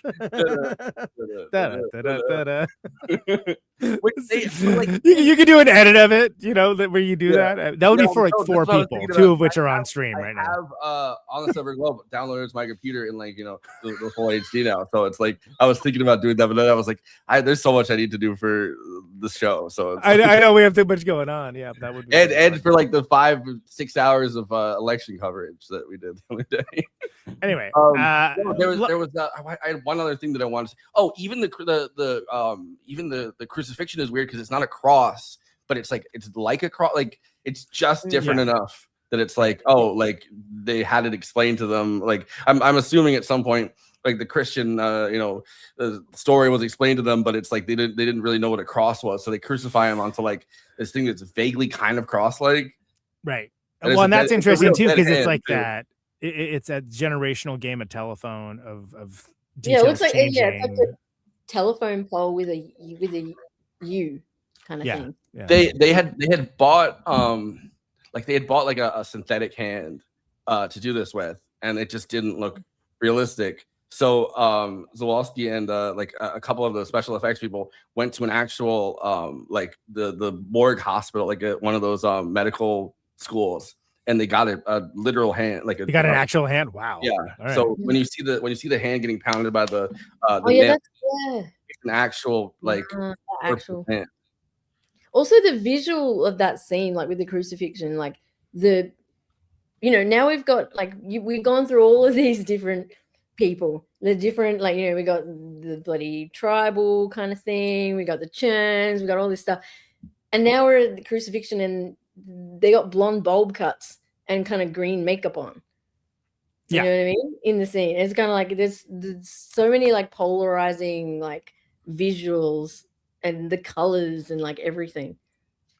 But yeah, and again, this movie never lets up with like the arresting visuals. And we mentioned the the methodology that was used later for both Peter Jackson, Sam Raimi, like in the early Evil Deads, like that sort of fast moving camera. That's like it's just these technological marvels at the time that just wasn't done in film. But like a lot of the visuals just have to do with them just like being in these places, these crazy places that look like otherworldly. If you've never been, if you weren't like on a beach holiday, like those people in that earlier picture Forrest put up, you're like, wow, that does look indeed like an alien planet, or it's a beach. That's probably the best day that any of those Polish people have ever had. Right. It's a beach, but it's like, yeah, they got beaches in space too. I got to go to the beach once. It was fun. I had a good day at the beach. Okay, that's the best day a Polish guy's ever had. All right. So many extras as well. Like just I had to look at this to be like, am I just being racist right now? But something about Polish, the way, like at least in the kind of the hysterical tempo of this movie, it almost sounds like Japanese, or like it sounds like an East Asian language to me a little bit, like the way that the Polish was being spoken at least. And I ended up like getting down a rabbit hole where it's like there's these weird connections between Polish and Asiatic languages. You're like, no, that's not something that's like just in your head. Like there's actual similarities there between some of the early Asian languages and Polish. And I'm like, okay, good. I'm not just, I don't know. There's something about it that reminded me of like it reminded me of like a Kurosawa movie or something. Like, yeah, I could see that. And like Żuławski even like said that like the books themselves were like incredibly sad and depressing, which is like what he like vibed with on them, because like he was sad. Yeah, exactly. Yeah. Because he it fit his mood, right? It probably is a great feeling though. Like if your great uncle like wrote these like crazy books or whatever, like bleak books, and you're like going through like massive depression, and you're like, my great uncle felt this too. Like I bet there's like a transcendental feeling there where you're like that. I bet there's like a feeling that it's like that feels like kind of good, where you're like this is like a melancholy of the centuries or something. Yeah, absolutely. Well, and that holds true. Did you also get cuckolded by your actress girlfriend? And his uncle's like, yes, I did. And he's like, wow. There's also there's also like a cool link between his great uncle. What do you? I can't like reverse it. It's like, you know what I mean, like great nephew and great. Is it? Yeah. Oh yeah. You know what I mean? Look at all that shit. Grand nephew. Yeah. Like he had like all these like really cool people stay with him, like at the time when he was like writing this and stuff, and he had like a really influential anthropologist like staying with him, and like they were kind of talking about how like the documentation and all that kind of stuff kind of like mixed with that, with him hanging out with this guy who was like one of the kind of pioneering guys. Yeah, sure, absolutely. By the way, the Wikipedia entry for the books, it's like Ghostbusters level. Like it's like there's so much detail. It's like the other end of it. Like, oh my god, yeah. That's why reading 5 hours from now. That's why I said like I got all these details from that, like reading through the entirety of it. I got fascinated by it. Which I don't know. My ADHD kind of gets me down these crazy. Does Polish sound like Japanese? And also the I feel like the books are like going into like Reddit, even though it's not. You know what I mean? Like it's like for this film, the books are like going into like the deep dark like Reddit, but it's like the lore and the like stuff, which is insane for like 1903. Like, I mean, I guess you know, like you can go back to like Odyssey and Iliad or something. That there's just so much that they kind of give you in like a short amount of space. But it's like I don't know. It just feels like the world that they're kind of trying to build, at least well, maybe it's not a world because it's the moon, but the moon that they're trying to build is very detailed. They're doing a lot of like real world building. This third book sounds insane. So like I guess they first of all they have a civil war, no big deal, and then they take Merrick's two like subsidiary Selenite characters like fly back to Earth. Yeah, and they land in the Sahara Desert. The Messiah thing where they were like this guy's gonna take us back to Earth. But they land in the Sahara Desert, so they think the Earth's uninhabited because they're in the Sahara, and then they find the Sphinx, and then they like with an Arab trader. Like this is like. There's no way you could. I mean, I'm amazed you fit the two books into one movie. I can't believe you predicted Israel like that. Oh, come on.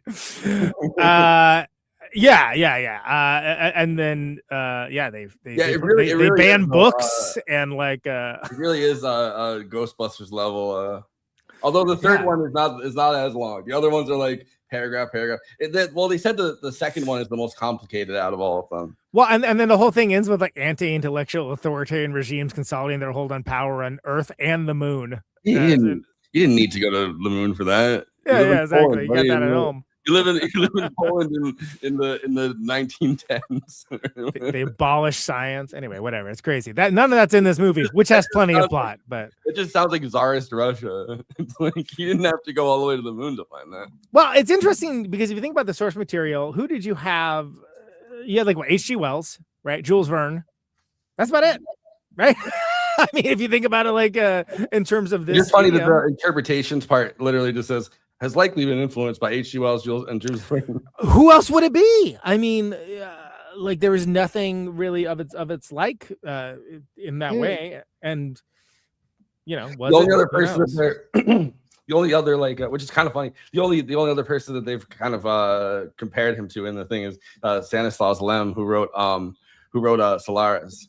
He did, but that was way later. Stanislaus Lem wasn't born until 1921. But I'm saying, like in the interpretation, this guy was rocking it in 1993.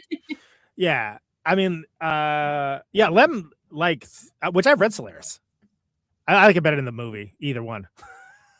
But yeah, that was the 60s. But it's just funny that like that's the next thing that they could really come up, because they would have to do like 3. They're like, oh, what else can we throw in there? Anyway, on the Silver Globe, that's the plot summary, such as it is. We're trying to give as much context as possible. This is a movie you really have to see. It's on. I firmly believe it. You can't like just say, "Hey, this is a film about blah" to anyone.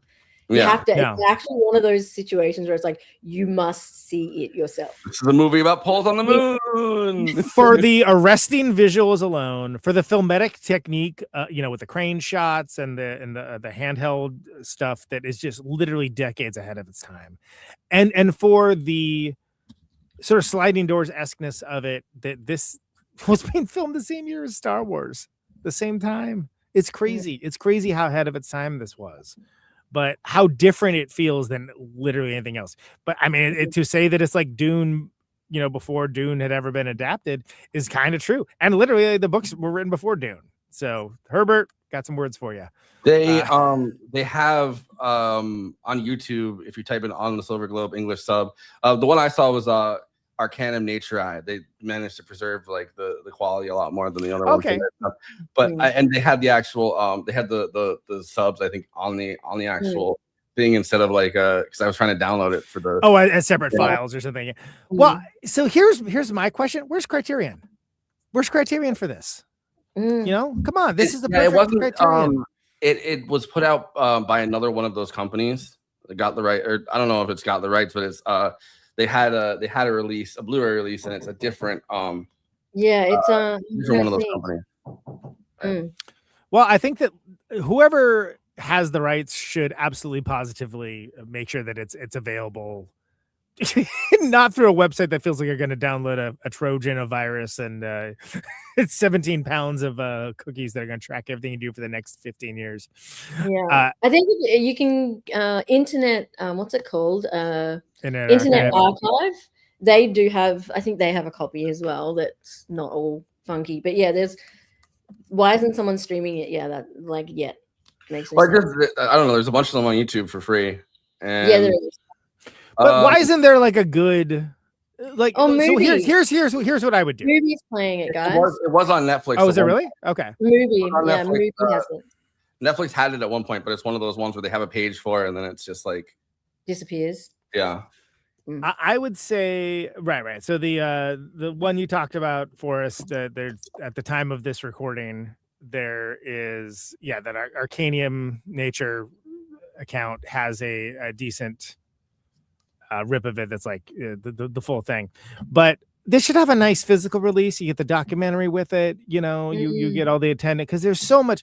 We could just do a podcast that doesn't even. So Mondo Vision released 4K Blu-ray edition with over 5 hours of extras. Yeah, I think they got it. I think they got it Okay. before Criterion. I couldn't remember the name of the. They got it. They got it before Criterion could. Yeah, and then there's someone called Eureka Entertainment, Masters of Cinema, who did it prior. But yeah, the Mondo Vision version seems to be the most elite one. Okay, well, good on you guys, Mondo Vision. That's it. They have a I only saw a couple minutes of it. They have they have like an extra documentary. That's like a long conversation with Żuławski that somebody made in like the 70s or 80s or not. I don't actually, might have been the early 2000s. Somebody made this documentary a while back about the making of it, but it's like a 47-minute documentary. It's not like the one where it's everybody. So it's mostly Żuławski, I think, they're talking about it with. Right. But there's like 3 minutes of the documentary on YouTube, and it's interesting. He's like just kind of bitching about stuff. Yeah. As one does. Yes. Yeah, cool. So there's a 4K UHD of that, and then all right. So yeah, I mean, go get that. Went to the Mondo website and I got a certificate warning. So I was like, that doesn't bode well. But yeah, on the Silver Globe. All right. So of course, Letterboxd. I can't believe I'm doing this bit for this movie, but here we are. Letterboxd, of course, is a film site for film lovers talk out within to each other about the movies that they love, maybe the movies they didn't love. This would be more a Letterboxd paragraph, because they're always more. Yeah, you're stepping on the bit, because I was gonna say maybe the movies that you just either write a 4-page essay on or just say, "Bro, I was so confused." And of course, this is a bottom-up democracy. Everybody gets to have their say. Everyone gets a time to opine about the movies, not just Siskel's and Eberts of the world. And these are collected weekly by yours truly for Forrest and the panel, which in this case is Renee, to react to in real time. That's what this bit is. These are the Letterboxd one-liners, believe it or not, for On the Silver Globe. Let's go. Guys, it's really hard to be a god. Like, so hard. Guys, it is really hard to be a god. Like, so hard. You're getting cuckolded left and right. It's crazy. Yeah, exactly. The cuckolding alone, it's not worth it. It's like you think you'd be a god, you wouldn't have to worry about that kind of thing. But here we are. Even in a truncated form, or maybe because of it, this goes hard as hell. Yeah. There's a couple of things though, like, oh man, I wish they shot it. But for the most part, I think, we got like the meat of it. Yeah, absolutely. Fred Willard in a mighty wind voice. What happened?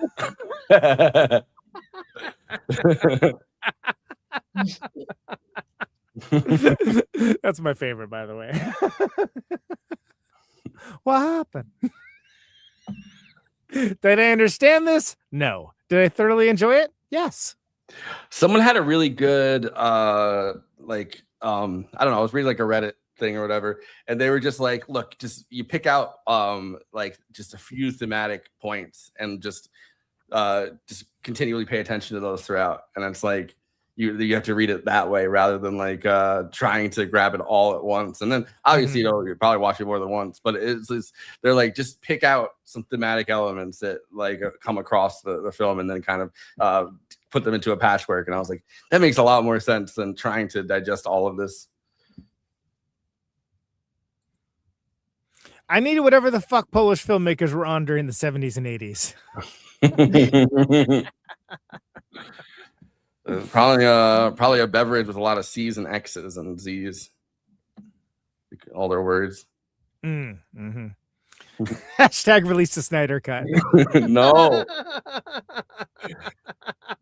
Snyder's on the Silver Globe. Can you imagine? He just takes all the blue and all these like all the cool colors and just they're gone. Yeah. They're gray. Exactly. Well, washed out. I've never been so confused in my whole life. So I like the first time watching this through, that's how I felt. And I wrote something on like Letterboxd where I was like, look, I'm gonna have to watch this again and then give like a longer review because right now I don't know. It takes a while to like, yeah, when I first watched it, I was like, I'm gonna think about this for a little bit before I type anything. Yeah. Like the Books of Jacob, but with weird space turkeys. I think you need to watch this 10 more times to figure out what's happening. There you go. Space turkeys. Being God sucks. Yeah. They never tell you that. Yeah.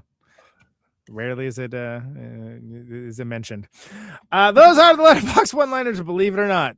For On the Silver Globe, you can follow the show at our Letterboxd HQ account at Movie Night Extra, where we have all the attendant short-form content from this very show, as well as long-form write-ups and lists, theme months, all the various things that we do. I don't have like Letterboxd or otherwise, I don't have the self-discipline to like write something as short for a movie like this as just Being God sucks. Like it is a good summation, but it's like, yeah, I just don't have that. Like, I'm just like, I want people to know, like, I really watched it.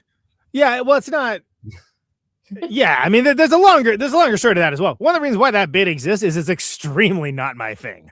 Yeah. Like, extremely. I am the dead opposite of that. It's Christina's thing on Letterboxd. I don't think she wants to be on there that much. I can't go either way. I'm like torn. I want to write an essay, but I can't because it'll keep going. I'm like a thesis type person. If I write one thing, it's got to be super funny, but it's not enough. So I kind of just don't. I just do the numbers. I just end up trying to say something that like maybe other people like that I haven't seen yet or something, and then it's like I end up writing a bunch of stuff, and it's like, I don't know, like, what the fuck am I trying to prove? I'm just logging movies. Like, please follow your host, Man on the Moon, at Always Flacco, so you can see exactly what he's talking about. Is being Hamlet on the app over there. A lot of Batman. a lot of Batman these days. Yeah. I'm the Astronaut Messiah at Conan Neutron. Follow me along for the highbrow, the midbrow, the populist fare. Literally just watched the new Spider-Man movie. Very good, by the way. Very good. Of course, I'm a Spider-Man fan. Eileen likes it, and she does not like such things. Yeah, it's the best live action Spider-Man movie since the first two Raimi ones. Where and I say that very seriously. When I don't think I'm gonna watch it in theaters, but when it's streaming, I might have to watch it. And then follow me along as well for the Criterion Challenge 2026. I'm most of the way through it, but still going through a couple. Though I just watched Breaking the Waves, the Lars von Trier movie. Which was about I knew what I was getting into. I know what Lars von Trier does, like I knew it, but I was like, this is going to be quite the stunning contrast between Batman Begins and Spider-Man and then Breaking the Waves in between. Like, okay. And on the Silver Globe. It's like on the Silver Globe. Yeah. Rouge too. Yeah. I'm all over the place. This was like a much needed, I think, breather because I watched way too much Batman in a row. I suppose this is a safe enough space. doing blockbuster month and then the Nolan Batmans. I am so exhausted from that type of movie. Like I all I want to see is like art house stuff right now. Like I have no desire. Like the only reason I want to go see Spider-Man is every time I logged into Facebook.com, I saw 15 different spoilers like 8 hours after it came out. Where I'm like, why is this? I never asked for this. Spider-Man goes into the metaverse. Yeah. When he does this, I'm like, you're saying this like we all have seen this movie. Some of us like don't watch things the day it comes out. Sorry. Anyway. I kind of like binged the entire. I don't know why I did it to myself. I should have just paced myself, but I binged all three Nolan Batmans in a row. And then I went and saw The Invite. Oh man! And then I watched the first Tim Burton Batman, and then I watched On the Silver Globe. Oh god. Yeah, I'm super excited for Teenage Sex and Death of Cat Miasma. Oh wow! I'm super excited for that. I'm dying. It's not playing anywhere near me. I may have to watch it on the drive out to tour. I'm not even kidding, because it's not playing anywhere in the state of Wisconsin that I'm aware of, which is sadly very on brand. But I'm really looking forward to that. They put out this video of like Hannah Einbender like looking hot as fuck, but she had like blood all over her, but also like her ass was kind of out, and like you know like, and she's wearing like this really like skimpy shirt, but also covered in blood. And I was like, I don't know, I have conflicting feelings right now.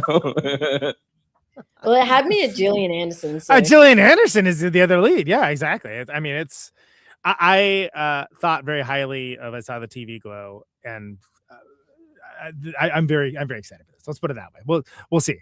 I'm very excited for it, and I'm very excited it's a different kind of movie that's not a gigantic blockbuster, because I'm just getting sick of this crap, frankly. If I had to do this for a job, man, I'd be getting paid good, and I wouldn't be, but I've enjoyed every episode we've done. Proud we are of all of them. I'm just saying. I'm Batman shows up at Camp Miasma. Yeah, I'm sitting here like, I'm Camp Miasma. Let me in. You know what helped make this Lars von Trier movie more interesting? If Batman showed up. Yes, we got Spider-Man swinging through. There's Samantha Morton whores herself out to a subway command. Nymphomaniac in Batman. Yeah, exactly. Sure. Yeah, exactly. Where's that crossover? Anyway, at Renee Bruin. Renee's on your Letterboxd as well. Please follow her. She doesn't do the long form reviews, but please follow her because I said so. God damn it. That's why I say to do it. She's one of my favorite people. Let's hit it with the plugs. If you're watching us on YouTube, please like and subscribe, and then hit the bell to get notified whenever we're streaming. And we'd humbly request that you watch the video to the end, because it helps us with the algorithm and helps more film fans to discover the show.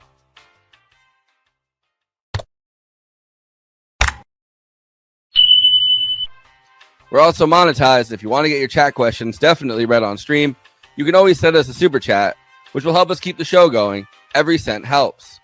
If you're watching on Twitch, you can gift us a free sub on Amazon Prime with your Prime membership, but getting subs on Twitch is always appreciated, and it helps to follow us on there as well. We also have an audio feed, which is available wherever you download podcasts, if you prefer to listen to podcasts rather than watch the stream. That's updated usually the same day we stream, but watching on YouTube and Twitch is the best way to get the show first, live as it happens. If you want to support us with a monthly donation and get access to all of our after parties forever, which go patron only after we do them, you can become a patron at patreon.com/movie night extra. Link is in the description for that. It really helps us keep the show going, since we do have some expenses to make this happen. We also have a Discord community. Link is in the description for that. We sometimes watch movies we cover on there. We get into conversations about everything from film to TV shows to related podcasts. We even have a Discord channel for memes. It's really fun on there. You can find us on all the social media platforms: Facebook, Instagram, Blue Sky, Twitter, and Threads. You connect with us on all of those. Talk to us. We'd love to hear from you. Lastly, we recently made a TikTok at Movie Night Extra, where we're putting up short form clips from the episodes. Okay, passing this to Conan so he can tell you about his music and this week's Protonic Reversal. Conan, who's on Protonic this week?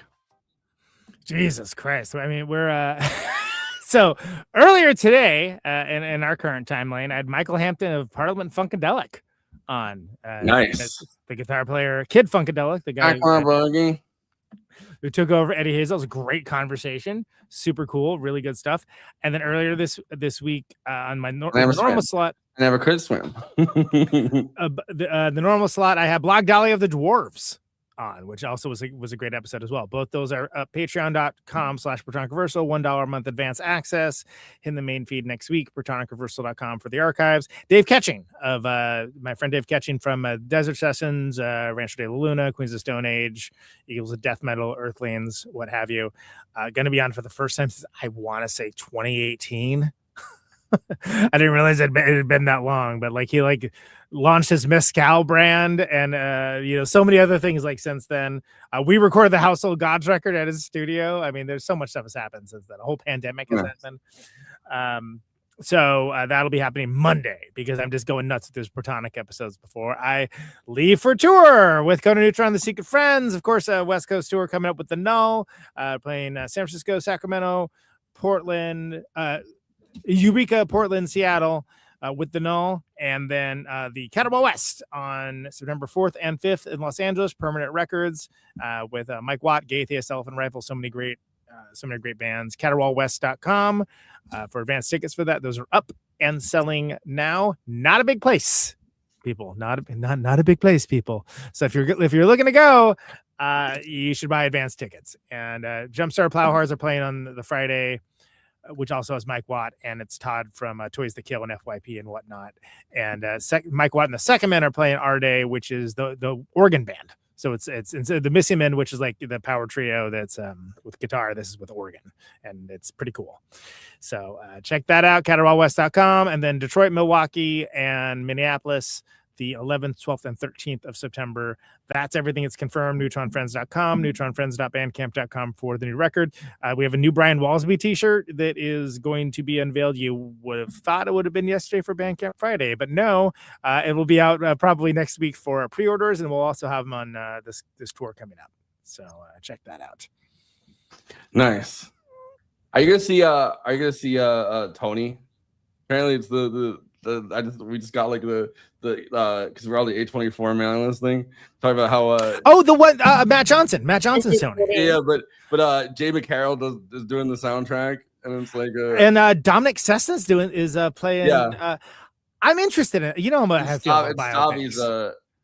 I heard like it's. But I hear this is good. I mean, I've heard it's interesting. It's like a small slice of a kitchen confessional. So it's like the so that's doing the right thing, not trying to do something. The very first couple chapters, and after like they did the whole thing with BlackBerry, like so it's kind of trying to follow along. I like BlackBerry, and Matt Johnson directed that too.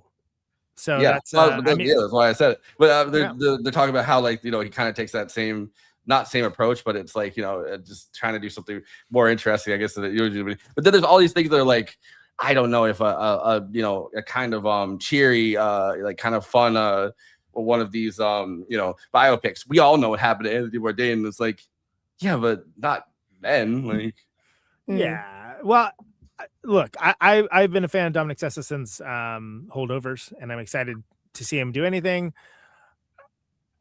Again, without knowing the people involved, like that would be a pitch. I'm like, miss me with that, frankly. But I'm looking forward to it. Yeah, it should be good. I'll give it a shot. Of I definitely buy what this part of Bourdain's thing, whatever. This period of his life or whatever, he was kind of playing hooky from Vassar. So it's like, he ended up going to like the Massachusetts kind of seaside because he just didn't want to be in Poughkeepsie, stuck there. And I'm like, picking his feet. Yeah, but I'm like, I feel your brother. Like, it kind of sucks. The Vassar campus is kind of nice, but it's like, I don't know. He was going for like English lit or something, which is not what you think like Tony Bourdain. I mean, it's like a. Anyway, stay tuned for that. Apparently, I like Bourdain. I don't know if it'll be a good film, but I like Bourdain, so I'll watch it. I don't know if anyone's saying like amazing, but it's like they're saying that it's decent. It's a small slice of like kitchen confessional, so it's like it's a very small period of his life. Chef. Well, that dude's lived a lot of life, so or lived a lot of life. All right. Well, the whole thing with him too is that like, oh my God, we're over 2 hours. Can we wrap this up, please? Okay. Yeah. Okay, Renee, what do you got for plugs? Look, I'm not going to plug much. Come follow me on everything as normal. Renee Ruin on absolutely everything. In 2 weeks.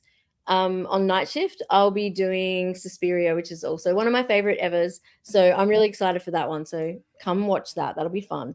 Nice. Yeah, I I'm a huge, I was I'm a in, huge Argento fan. So when I was Somebody in asked me if the night shift was a spin-off of Movie Night Extravaganza. oh, there you go. And I said, let me think about that. And I was like, not really, but you could make a case, I guess. I like saying it's like our sister cousin. Yeah. On our cocky days, you can make a. Oh yeah, exactly. Depending on way. I was when I was in Italy in May, I watched Suspiria on like a big TV at one of the Airbnbs. So you got that coming up when now? Yeah, so that is on the 22nd and 23rd. So yeah, I'm pumped for that. I'm really excied for that one because that's gonna be great. You got the ladies back, got the coven back. The coven's back. Yeah. I'll drop another mixtape soon. It's nearly ready. Nice. And I see you've been going going ham with those like music reviews and stuff. Yeah. Well, I should mention that. Yeah, I set up a Substack to just read other people's Substacks. And then that's what I did too. Yeah. We have this movie night one that we've never posted to. Yeah, and then I noticed people were checking it out. So I just use it to read other people's Substacks. Yeah, people were checking it out, and then I realized then I judge them. I've never seen a Substack that I really like, so I just kind of feel judgmental about whatever I've read on Substack. Yeah, well, there's like the notes and stuff, so it's kind of like Twitter. I just think people need an editor. Like people need editors. Like it's just, hey, we've taken away editing as a thing now, and it's like, no, that's the thing you should keep. You guys need that. You're telling me this episode's 2 hours, 4 minutes, and 59 seconds. You're telling me we need editing. But yeah. So if you can check out Substack, Renee Room on Substack. I've got like such a backlog of amazing content, and a lot of amazing music interviews, all that kind of stuff. Yeah. So I'm like, I'm actually going through and like repurposing, bringing a lot of that back, flashback, so you can. Well, because that's how I know you. Which henceforth is why you know the rest of us and why everyone from this world knows you is because you had the homie Paho on. And then then we just became friends after that. Yeah. Paho will be in Australia soon, actually. Which is funny because we recorded that at Rancho de la Luna, Dave Ketching's place. Dave Ketching's on Monday. So it's all connected, people. It's all connected. Renee, let's hear some final thoughts. All right. Yeah, I mean, I summed it up, I guess, at the beginning of the show. This is a massive. Forrest should just be judgmentally looking at you while you try to get your final thoughts together.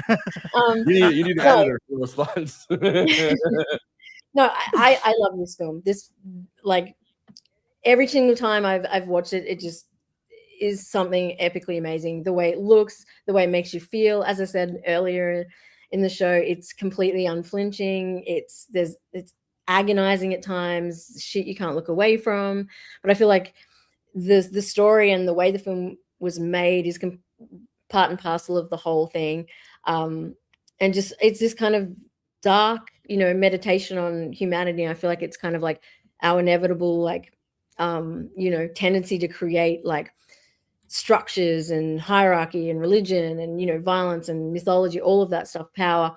And when given the opportunity to start again, we do the damn same thing. So it's kind of depressing. But it's for me, every time I watch it, I get something else out of it. And I love being able to talk to other people who've seen this movie and appreciate it as well. And just the way it was made, the visuals, everything about this film. I could talk forever about this film. I could talk for another 2 hours on it. So for me, it's a great film. If you haven't seen it, you should see it. As I said, you got to lock in. I think it's becoming very apparent that I'm really a Żuławski fan. We gotta finish our trifecta with the devil. Yeah, trifecta with the devil.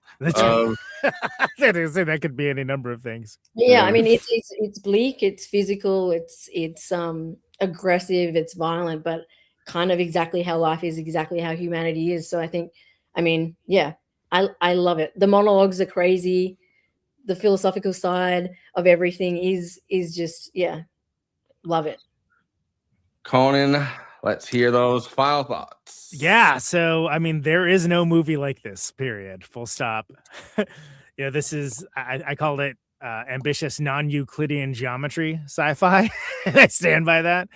But it doesn't, what I like most about it is it doesn't try to tell you how important that it is. It just is.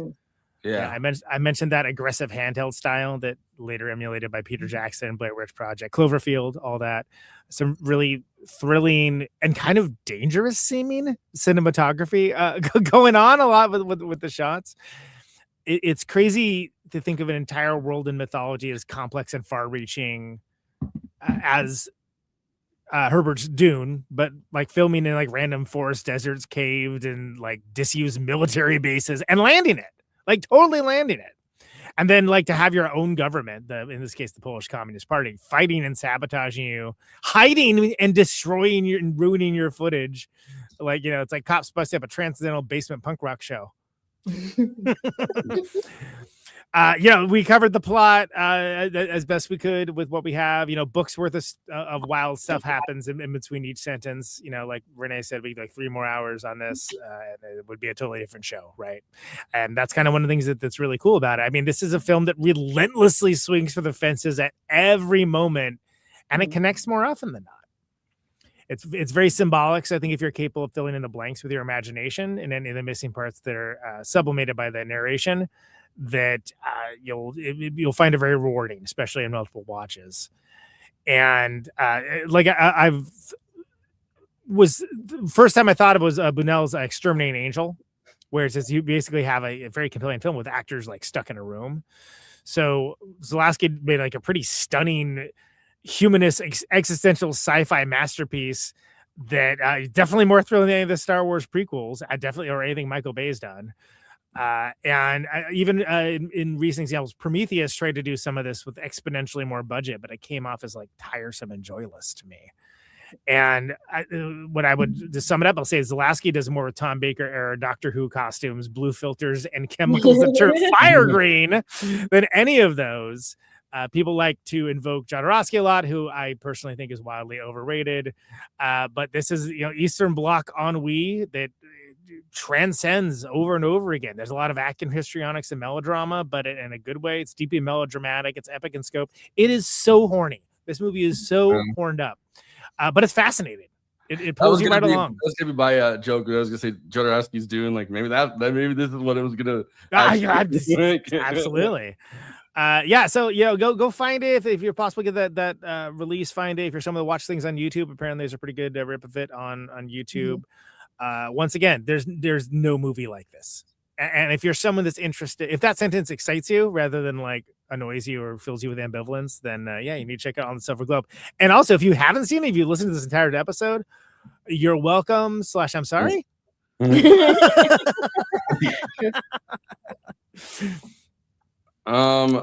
Couple things. So instead of doing a Tuesday episode, we're doing Wednesday.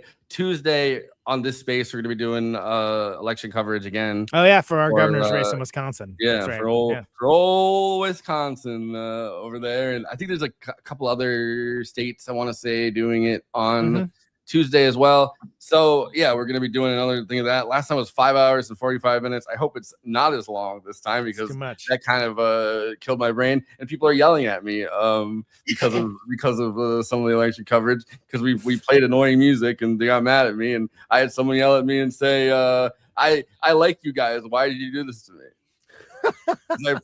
We played 3 Weird Charlie Kirk remixes that people were pulling up. And we were just bored because we were just waiting for fucking stupid Kornacki to call it, and he didn't even call it. We finally gave up, but we played 3 remixes of Weird Charlie Kirk, and people got very angry at me and us. Oh man, I would have been pretty angry too. To be fair. So I just like the comment of, I was like, I like you guys. Why did you do this to me? On my Instagram, and I was like, I don't know, I was trying to carry the thing. But yeah, so Dark Knight on Wednesday and Dark Knight Rises on the Tuesday after that. What a change up. Yeah, boy. And after that, we're kind of going on tour. We're taking a little bit of a break for a couple weeks, which much needed, I think, at this point. You're fucking telling me. I mean, it's Yeah. not a break I'm for you. gonna you're touring, but take a break by touring across country. But Yeah. okay, yeah. No, But, but I mean, yeah. it's we had a good look. I'm glad we did the blockbuster month. I'm glad we did the road to disclosure day or whatever the hell we called it. I'm glad we did the Nolan Batmans. But yeah, it's enough. Lars von Trier's The House That Bruce Built. Bruce Wayne, you know. Oh, that's good. Okay. Yeah. Yeah, all right, I got it. Yeah. That goes back to the Lars von Trier movie with Batman. Yeah, I got it. Yeah. So thanks for hanging out. As Lars von Trier's the Batman. Yeah. On the Silver Globe. Fun times. Glad I saw this. I hope something happens to the Possession set, and they're just like, you know what? We can't do this. All the costumes got caught in a fire or something. No one got harmed. I'm not advocating harming people. I'm just saying maybe the costumes all burn up and they can't make the movie anymore. I would feel like that would be the best outcome for all of us. And Renee, thank you as always. We love to have you. Yeah, thanks for being on.